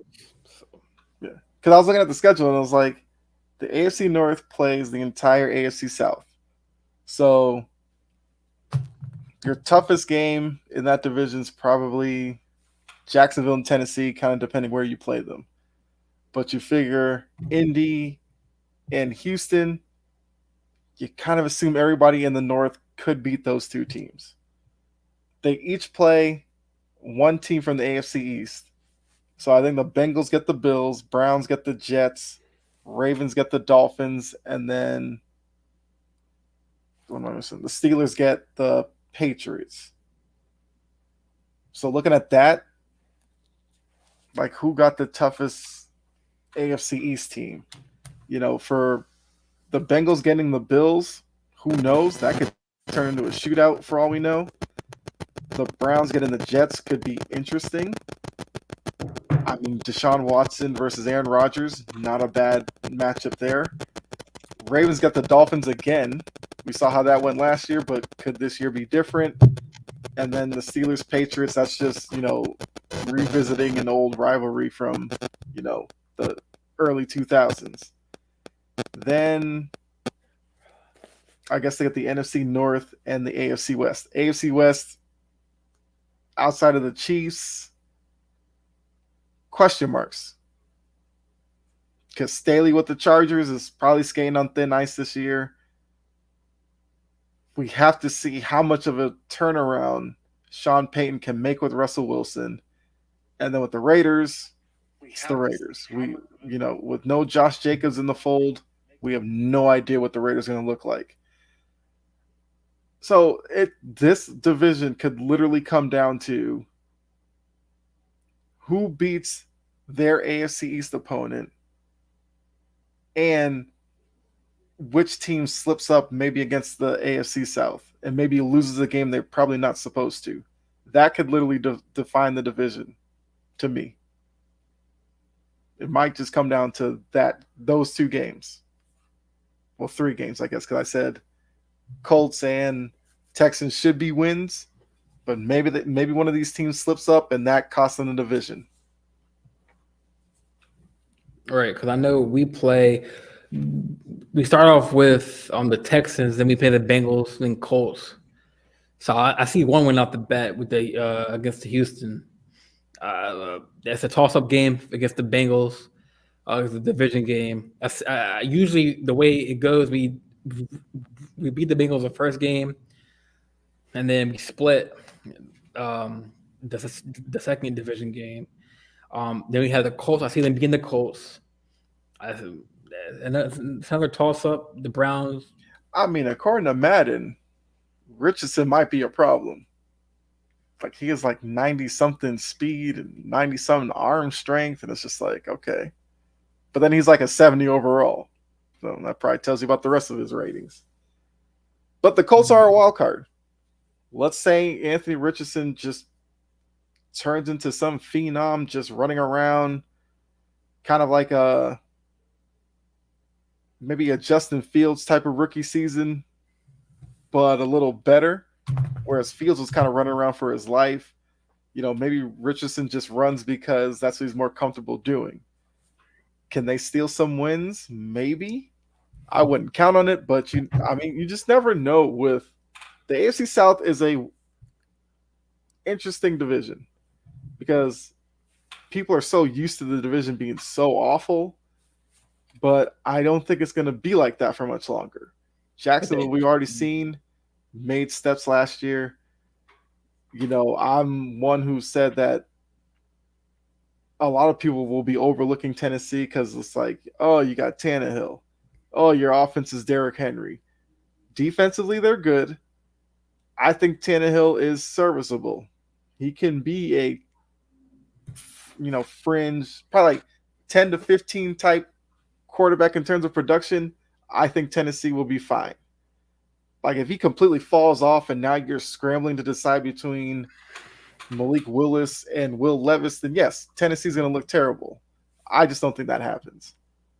So the AFC is going to be tough to decide in terms of the playoffs. Do you mean like AFC, like just the whole conference? And the whole conference, trying to pick the playoff teams is going to be tough because there's several teams that are just wild cards that could completely blow it up. Can you see the Chiefs is being the only team that's kind of like, or are they kind of like in danger too, like of like being that team? Because you say the whole AFC, so I mean, yes, I guess the Chiefs are the one team you. I wouldn't say the Chiefs are like kind of like out of the thick of it. I mean, they still can lose some games. They still can. I mean, obviously they're gonna win, but they can still lose. I mean, I don't know what their schedule looks like. But when it comes to the Chiefs, we know how the Chiefs are going to play. It's just about, can the Chargers live up to the potential? Can Sean Payton really fix Russell Wilson? If those two teams are good, then yes, the division looks much better and it's more contested. But if the Chargers are still the team that everybody's looking at, oh, they're a season away, Sean Payton's there and it's just like Russell Wilson's washed, then yeah, the Chiefs will easily win that division. So I don't think it's anything about the Chiefs' schedule. It's just about the Chargers and Broncos. Like, how serious are you about making the division interesting? Both teams are talented. So, I don't know. Chiefs have a kind of easy kind of schedule. I mean, week 4, week 1, it's going to be a tough game. I mean, so week 1, they had the Lions. Didn't they? I think the Lions beat them last year, right? Didn't they? In that game, I think I was trying to think back because it was a crazy game. I think Lions did win that game. I think so. Yes, yeah. Then they have the Jaguars. That should be a good one. Week 3 they had the Bears. Week 4 they had the Jets. Week 5 they had the Vikings. Week 6 they had the Broncos. Actually, the division game. Chargers, they got a division game. The Broncos, they play Broncos, Chargers, Broncos, Dolphins, and they have their bye week 10. I think the only tough game they have is the Eagles. Week 11, week 12 they had the Raiders. Week 13 they had the Packers. 14 they had the Bills. That's gonna be a good one. Your Patriots. Week 16 the Raiders, and then the Bengals, and then they end off with the Chargers. So, I mean, I see them winning most of their games. Maybe the only ones that kind of toss ups are kind of the Eagles, Lions. I'd say the Bills. Mm-hmm. But that's kind of like what I said with the AFC North. You know, the West, they play the entire AFC East, so it's going to be which team does better against that division. Will play into the division race. One opponent from the AFC North, so it's going to be with the AFC North being improved this year. How did these West teams do against the North? Because what is it? Broncos get the Browns, Chargers have the Ravens. I think I already said this, but Chiefs, Bengals, and then the Raiders. Who's less than there? Steelers. So yeah, if the Chargers and Broncos play to their potential, the division looks better. Because the AFC South, you would think the West should come out on top in those games. Don't know. So, I mean, looking at last year again, Chiefs winning 14 games. Maybe they take a step back and win 13 or something, but they'll be right up in that area again. I'm expecting the Broncos to be much better than a 5-win team. Yeah. So if they make the switch and become a 10, 11-win team, then yes, Sean Payton did his job. Russell Wilson is still a good quarterback in this league. But if you're adding 5 wins to Denver, you assume some of those come within the division where they went. What they do? They went 1-5 last year.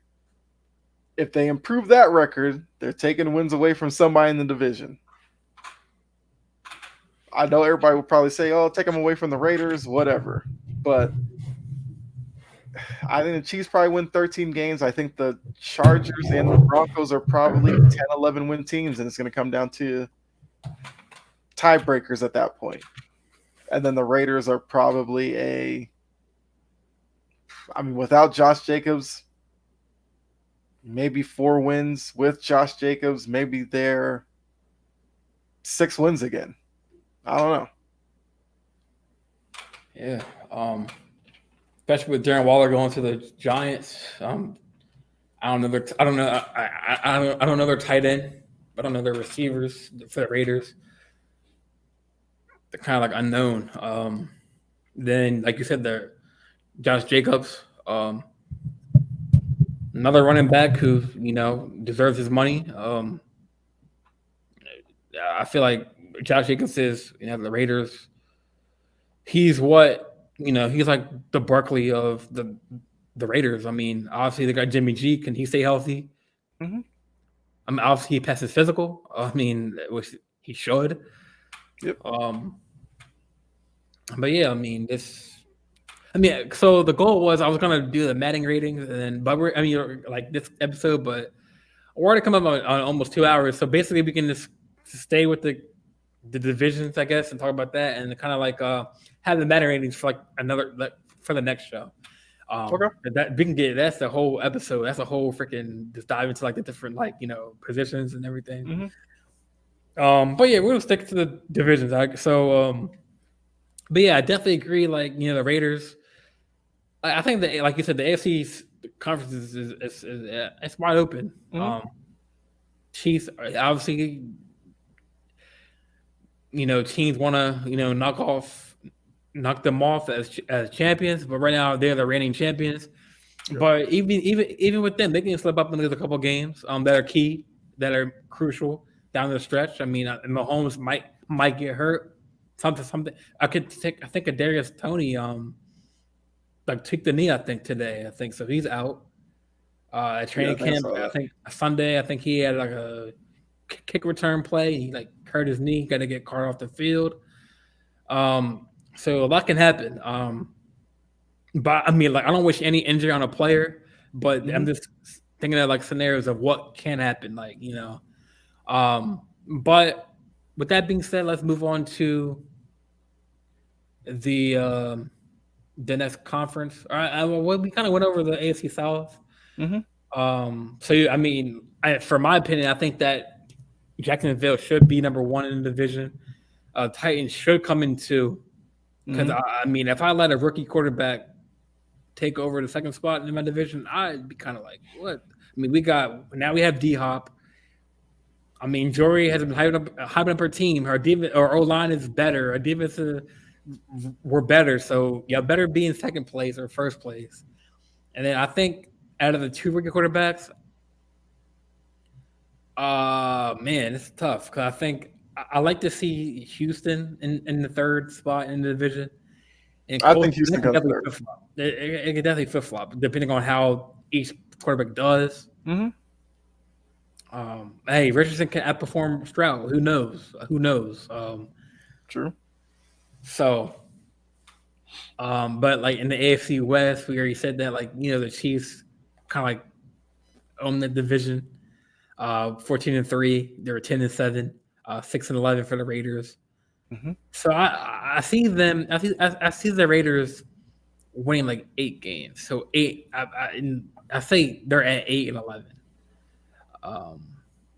If that's a possible record. Is that a possible record? No, it's probably not. Right. Wait, what a possible record? 8-11. No, the 8-9. Oh yeah, sorry. 8-9.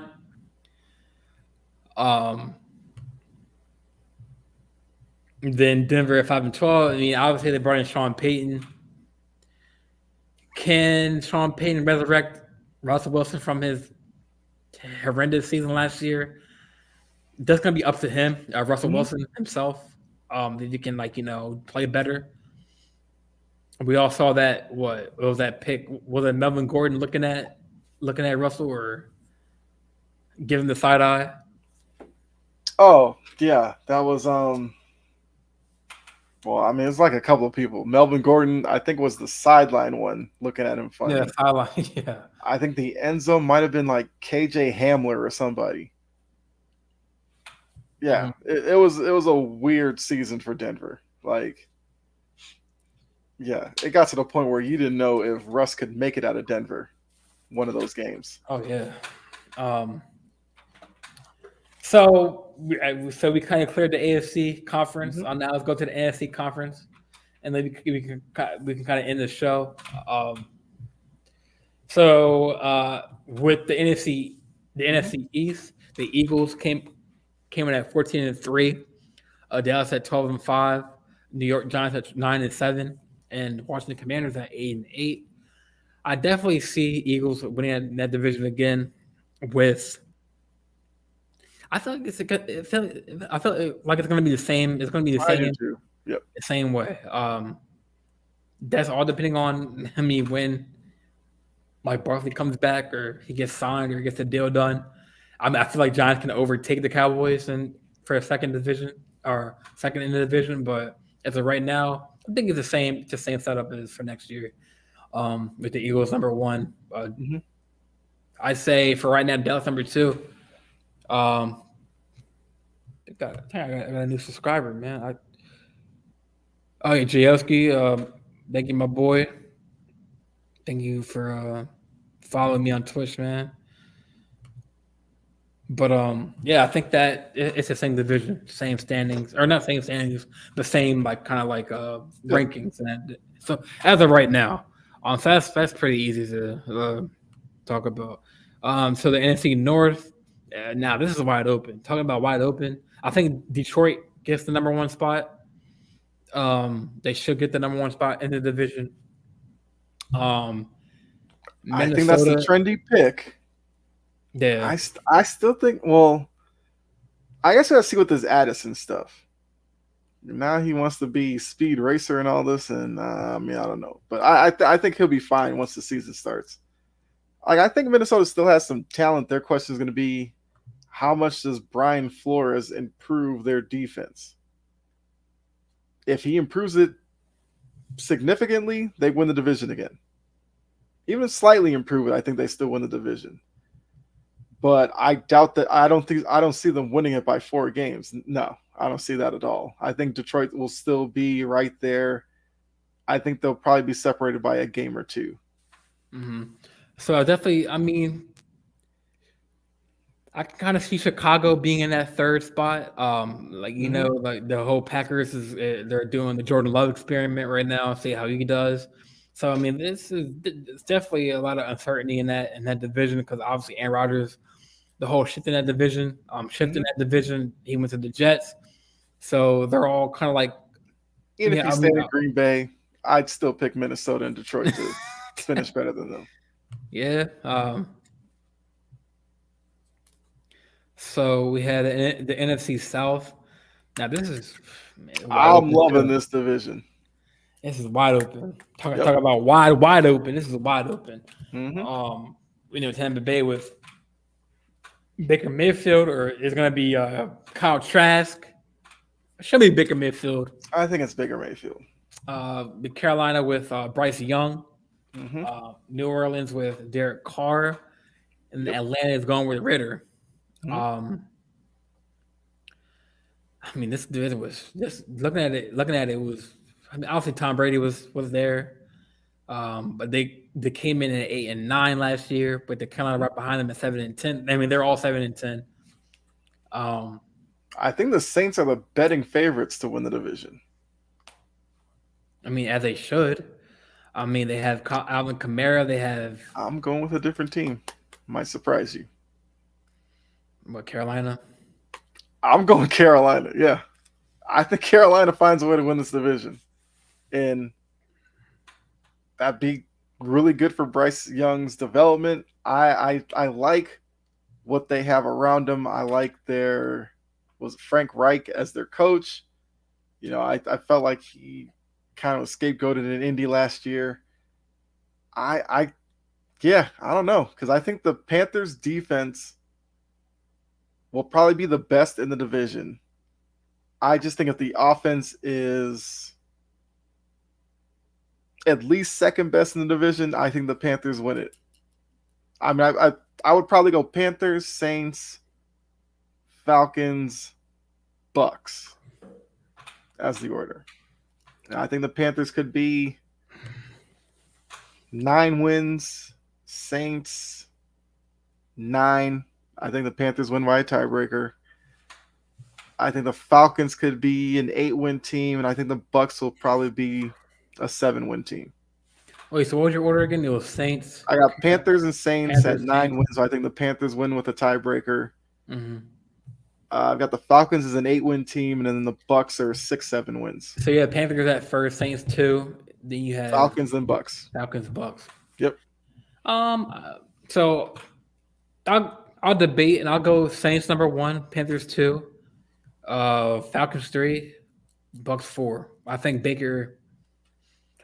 It's no hate on Baker. It's just like they're. I mean, other than Mike Evans, like Chris Godwin's always been hurt. I mean, like Leonard Fournette's not there no more. No, he was like your leading rusher. And it's kind of hard to move. It's kind of hard to move on from Tom Brady. Obviously, they were 8-9.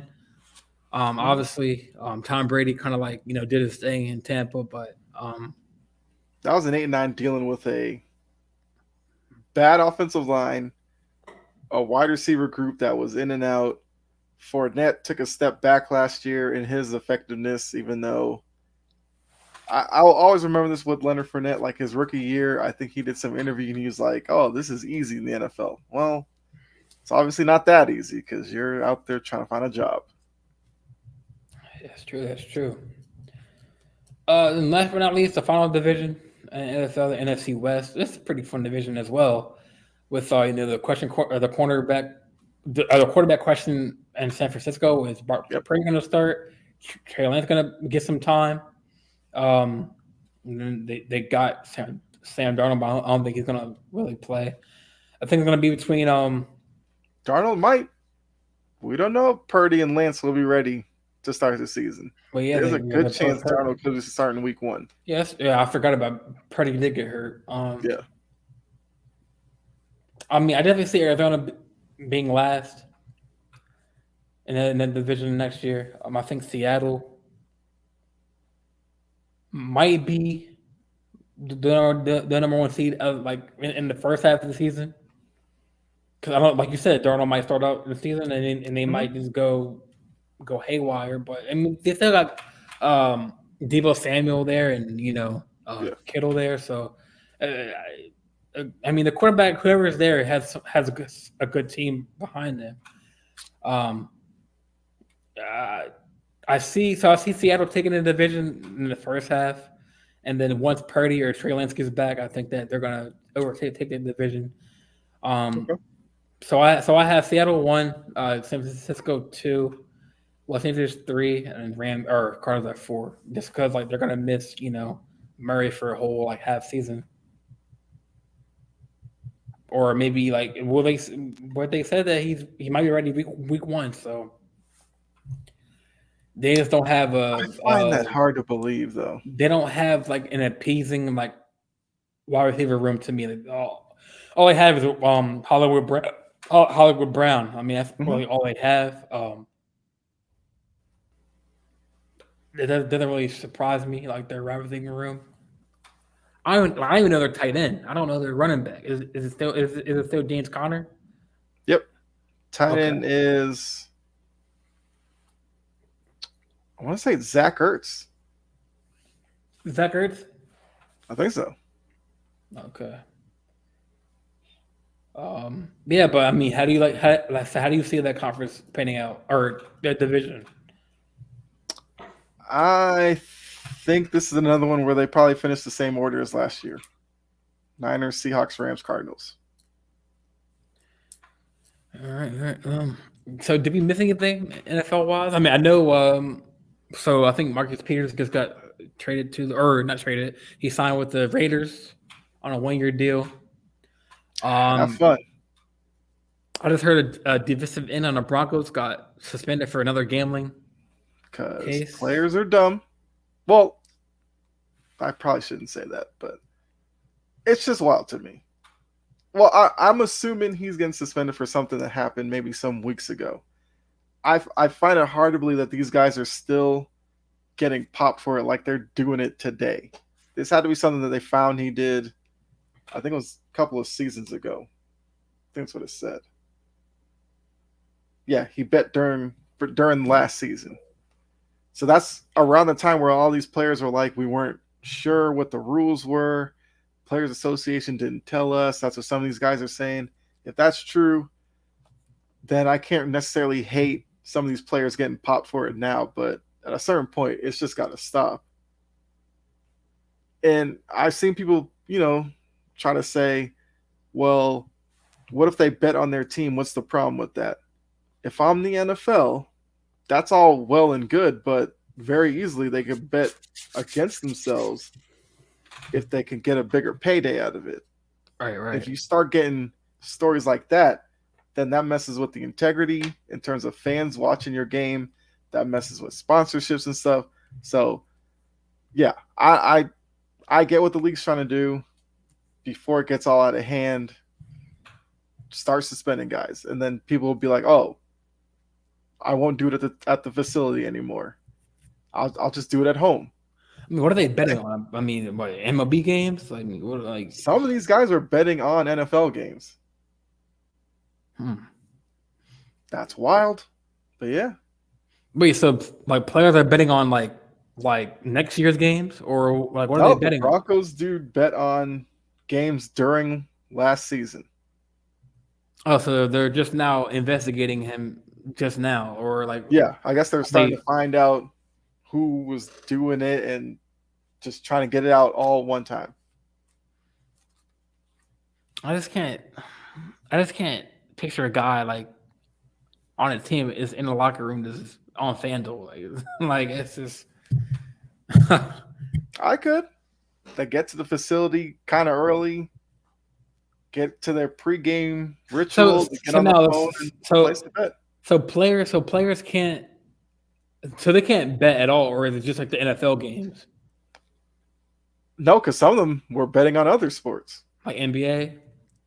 I think they just don't want betting at all. Betting at all in terms of facilities. I feel like they can do it at home because the NFL can't monitor what you do at home necessarily. So just like on team. I'd have to look up what the rules are. Maybe that's something we come back to. I'm not completely sure what the rules are, Right, right. but yeah, it's a slippery slope, and the NFL's trying to get out ahead of it before it becomes something like overshadows the season.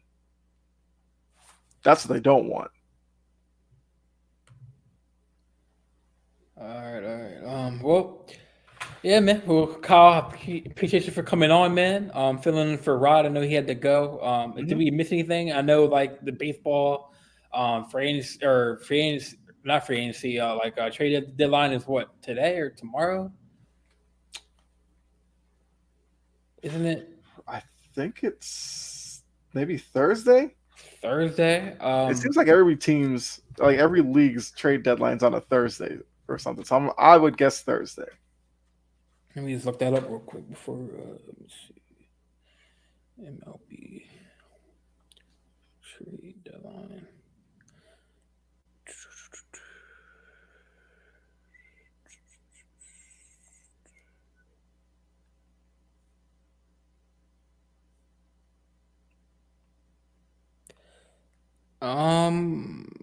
It says 6 p.m.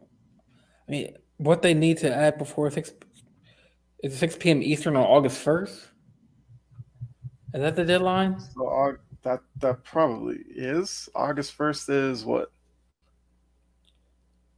The MLB trade deadline is just around the corner, with contending teams deciding what they will need to add before 6 p.m. Eastern on August 1st. Okay. That's next. Is that next Tuesday? Yeah, August that's next. 1st.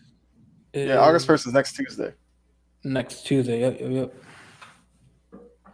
So, I mean, obviously, you have the big names like Shohei. Is he going to be moved? Is he going to stay with the Los Angeles Angels? I've always said if the most the hottest Angels player. could do it again, they would have signed Ohtani to a long-term deal and have to make this decision about Trout. Because to be honest with you, I'd rather trade Trout than Ohtani. I would agree with that. But he is a hot player on if he's going to be. But do you see him being moved, or do I you think see they him? have to. I think they'd be unless they actually think he wants to stay there. Then yeah, why not just play it out? But if they have the idea he's gonna leave in the offseason, there's no point keeping him. You're not winning the World Series because there's a good chance the Angels won't make the playoffs again. Get something for him and call it a day. You'll get prospects, you'll get whatever. That's the best you can do. So, what team do you see in your eyes? What team do you see? What team do you see leading the race to get him? I mean, I know New York Yankees are in there. I don't see what the Yankees will be trading though. I mean, Volpe. He's a 200 hitter. Still young. He's still a young prospect, a young bat.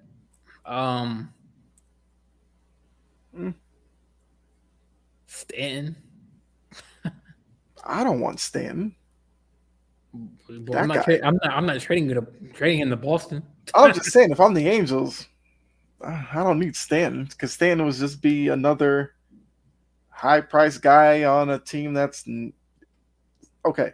Stanton would affect winning much less than Ohtani does, so why trade for him? I'm trying to see what it has to be a team with a lot of young pieces. Gene brought this team up. Baltimore makes a lot of sense. I just don't think Baltimore does it because my issue would be if I'm Baltimore, I'd rather ride this out with the young players, prolong this. If you get Ohtani, then you better win it this year. And I don't know if that's a guarantee.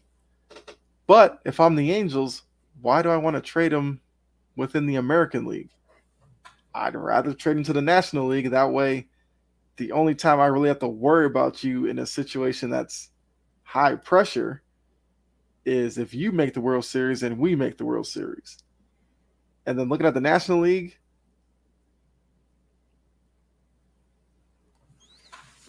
The Braves have a lot of young pieces, but they're also really good too. So they may not even want Shohei, but that's a team I would call. Yeah, I mean, I'm trying to think. I'm trying to think of another team. Like, I mean, obviously, I think like Otani is like he can pitch, he can hit. Mm-hmm. So with any team he goes to, he's gonna be in the batting lineup. Mm-hmm. I mean, but would you imagine a roster like a Yankees roster with like Shohei and Judge? So that would be freaking like. Yeah, remember when everybody's like, "Oh man, Trout and Otani, what's that done? Nothing." No, but I'm saying that it's like having, say having Shohei bat second or third and have Judge do cleanup or the opposite. Oh, you don't care, Kyle. Damn, let me because you would approach the Yankees lineup the same way. I've seen it. When I watch the Red Sox play the Yankees, I pay close attention. You pitch Judge, you try to throw sliders off the plate, get him to chase. With Otani, it's going to be, if you have to walk Otani, okay, walk him. Who's gonna burn you? Rizzo, Donaldson, Volpe? Volpe's fast. He's hitting 200. He has to hit the ball to use that speed. If you're striking out or grounding out, speed doesn't mean anything. My boy Cookham Kurt said, y'all know damn well I'm trying not going to Baltimore.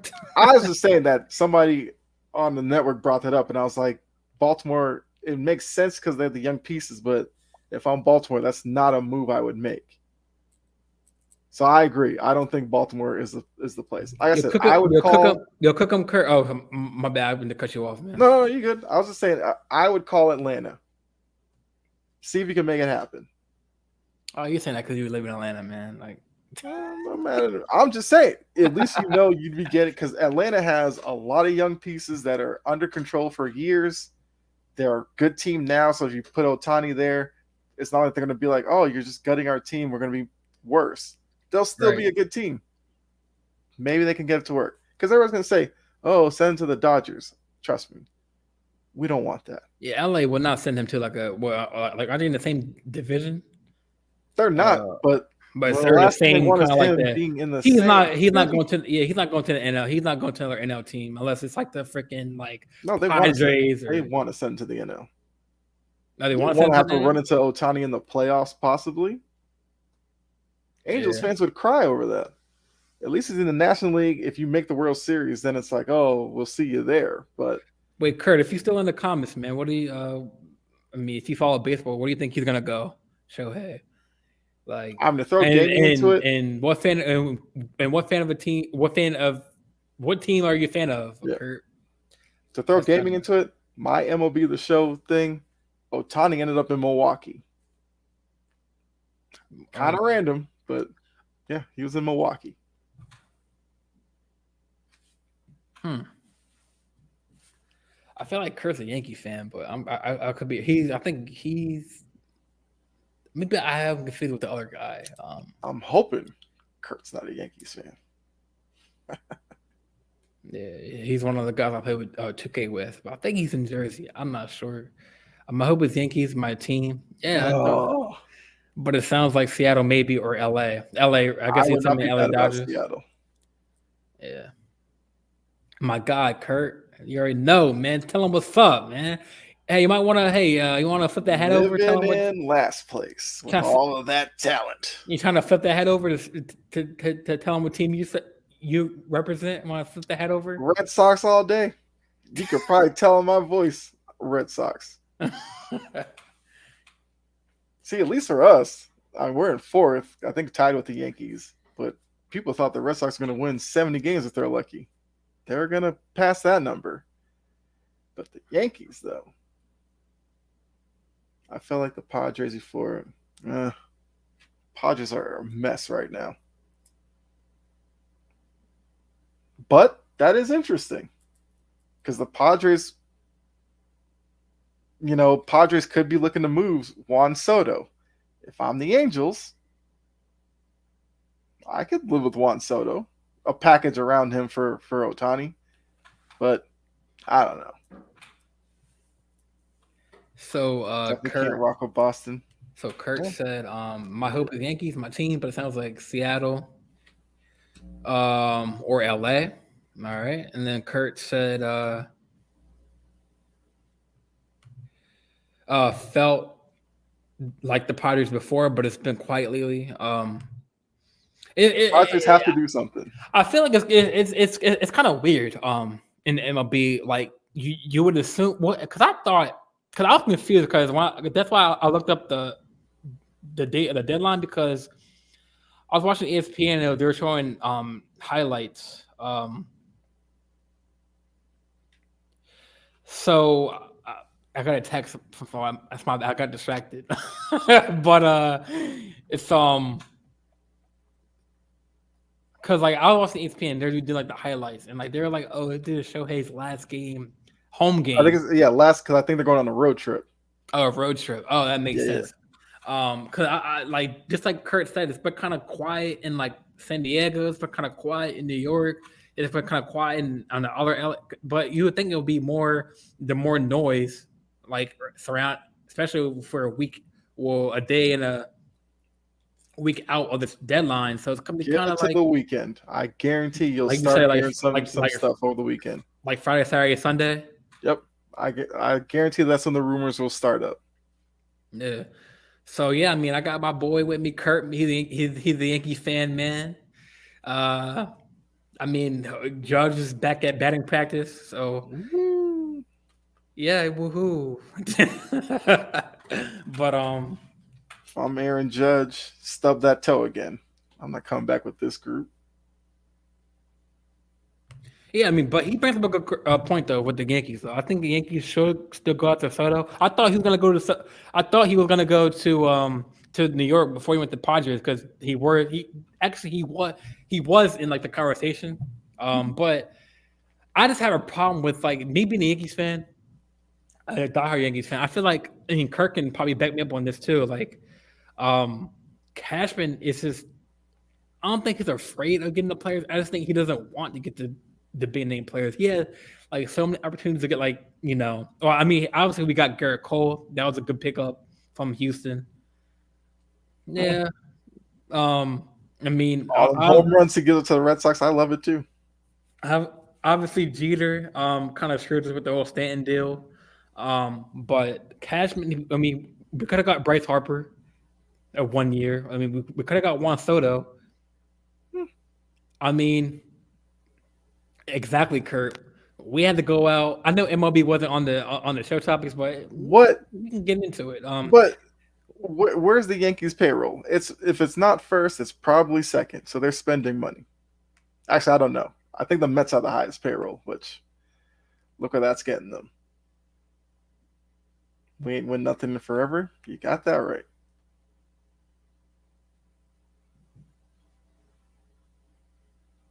My bad. Applying to a text. But I'm sorry, man. I'm popular, man. Popular, bro.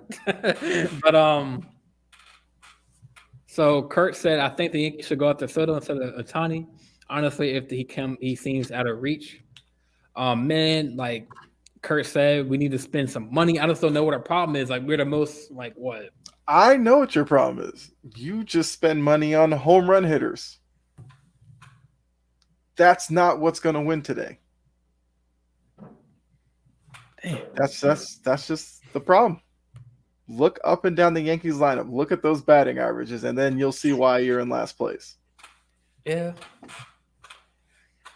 Well, yeah. I mean, if we get Soto, man, I mean, so the trade deadline that means like any play, or like are certain players on the market, or like can like because I thought Juan Soto signed a deal with the Padres. Yeah, but they're looking to trade him. So even if it's been a disaster. So even if you get like a 14-year contract, you're not locked up in that contract. Yeah, that's not your problem. Hey, yeah, the Padres thought he says 1 year arbitration left. Yes. Yeah, that's. I think that's why they're looking to move Soto. He's probably the easiest one to move because you'd only have to deal with him next year in terms of having to look to pay him. Since they gave Bogarts, was it 13 years? Machado, I think. Although I think Machado might be a free agent after next season as well. They have to move one of them. I think Tatis. Yeah, I don't know. So if they're not going to pay him by next year, they should probably move him. Yeah, I agree. That's the same situation the Angels are in with Ohtani. If Ohtani is going to re-sign there, you might as well just move him. We need a lefty bat. Yankees always. Yeah, oh, he did. Okay. I thought Machado had a year left, but okay. Yeah, so arbitration is like what he that player and the So judge. basically, arbitration would be you kind of go to like a panel, a hearing, and they'll take, I believe it's your position, average out like the top 5 players at that position. If you win arbitration, you get like a 1-year deal at that average number, something like that. Mm-hmm. So yeah, Kurt said, yeah, we ain't win nothing in forever. This is true. I mean, Boston hasn't either. Well, what's the last year? Like 2018, 2019, 20. The Red Sox won 2018 and then 2013. And then some other ones before that. Yankees last one was like 05, 08. Kyle's loving this, man. He's loving this debate. He's loving this talk, man. Just think about it. But all the resources, all the players who've gone through there. The only thing I can say about the year that I think was it 2018, the one that you won, or 2017. No, we're not doing this. No, not the Astros. You know where I'm going? From us. No. Yeah, come on, I was about to go there too, bro. Nah. Come on, man. No. Like we could have been there, bro. Nope. We could have been there, man. We could have been there. Nah. But they had the big one. Oh wait, your last one was 09. Oh, 09. So that's a little bit better. But I think the Red Sox won like 3 since then, maybe even 4. I don't know. But yeah. But so Kurt says so if they're not gonna pay, so I guess they're talking about arbitration. He still has 1 year. Who has Juan Soto or Machado? Soto. So if they're not gonna pay him by next year, they should probably move him. We do need a lefty bat. That's true. For Yankees. And then Machado are signing a big deal recently. Yeah. The Yankees need bats who can hit for average. That's what they need. Just chasing every lefty power hitter. Okay. What's that getting you? Technically, that's what Rizzo's supposed to be. The guy who hits for power, pretty good, average as well. He's struggling. Yeah, but it's gonna be interesting to see what players are moved before or the day of the traded deadline. It's gonna be interesting. Definitely, we should do a show. Well, I'm never gonna do a show about the Madden ratings, but we gotta do a show like a baseball kind of show because like it's gonna be crazy. Like it might not or might not be crazy. It might be Shohei might stay. Yeah. Like Shohei might stay with the Angels and all this talking for nothing. But exactly. I mean, your NBA draft prediction was right. It was boring. I know what I'm talking about sometimes. Yeah, don't get too cocky, man. Mr. I want to be King Griffey Jr. with the backwards hat, man. Favorite baseball player? Did he use steroids? Nope. Well, didn't you? He didn't get popped for it. I doubt it. His body broke down, so we figure he played clean. Yeah. I mean, he's definitely an OG. Definitely was a fan favorite this last weekend or best at the Seattle All-Star game. Obviously, spent some time with Julio Rodriguez and all the Seattle players. But yeah, I think this was a good episode, man. So for the viewers, we go live on Facebook at the JJ Sports Talk page. We go live on my YouTube page at JJ Sports Talk. And then also we go live on my Twitch at JGL The Great 23. I'm trying to get accused with my Xbox. Come Xbox is Big J The Great 23. But yeah, so we go live on Facebook, YouTube, and Twitch. I think about just going straight video instead of audio. It's just a better way to go. People want to see the name, the face to the name. But yeah, with that being said, if we have any other topics we didn't go over, we can just end the show.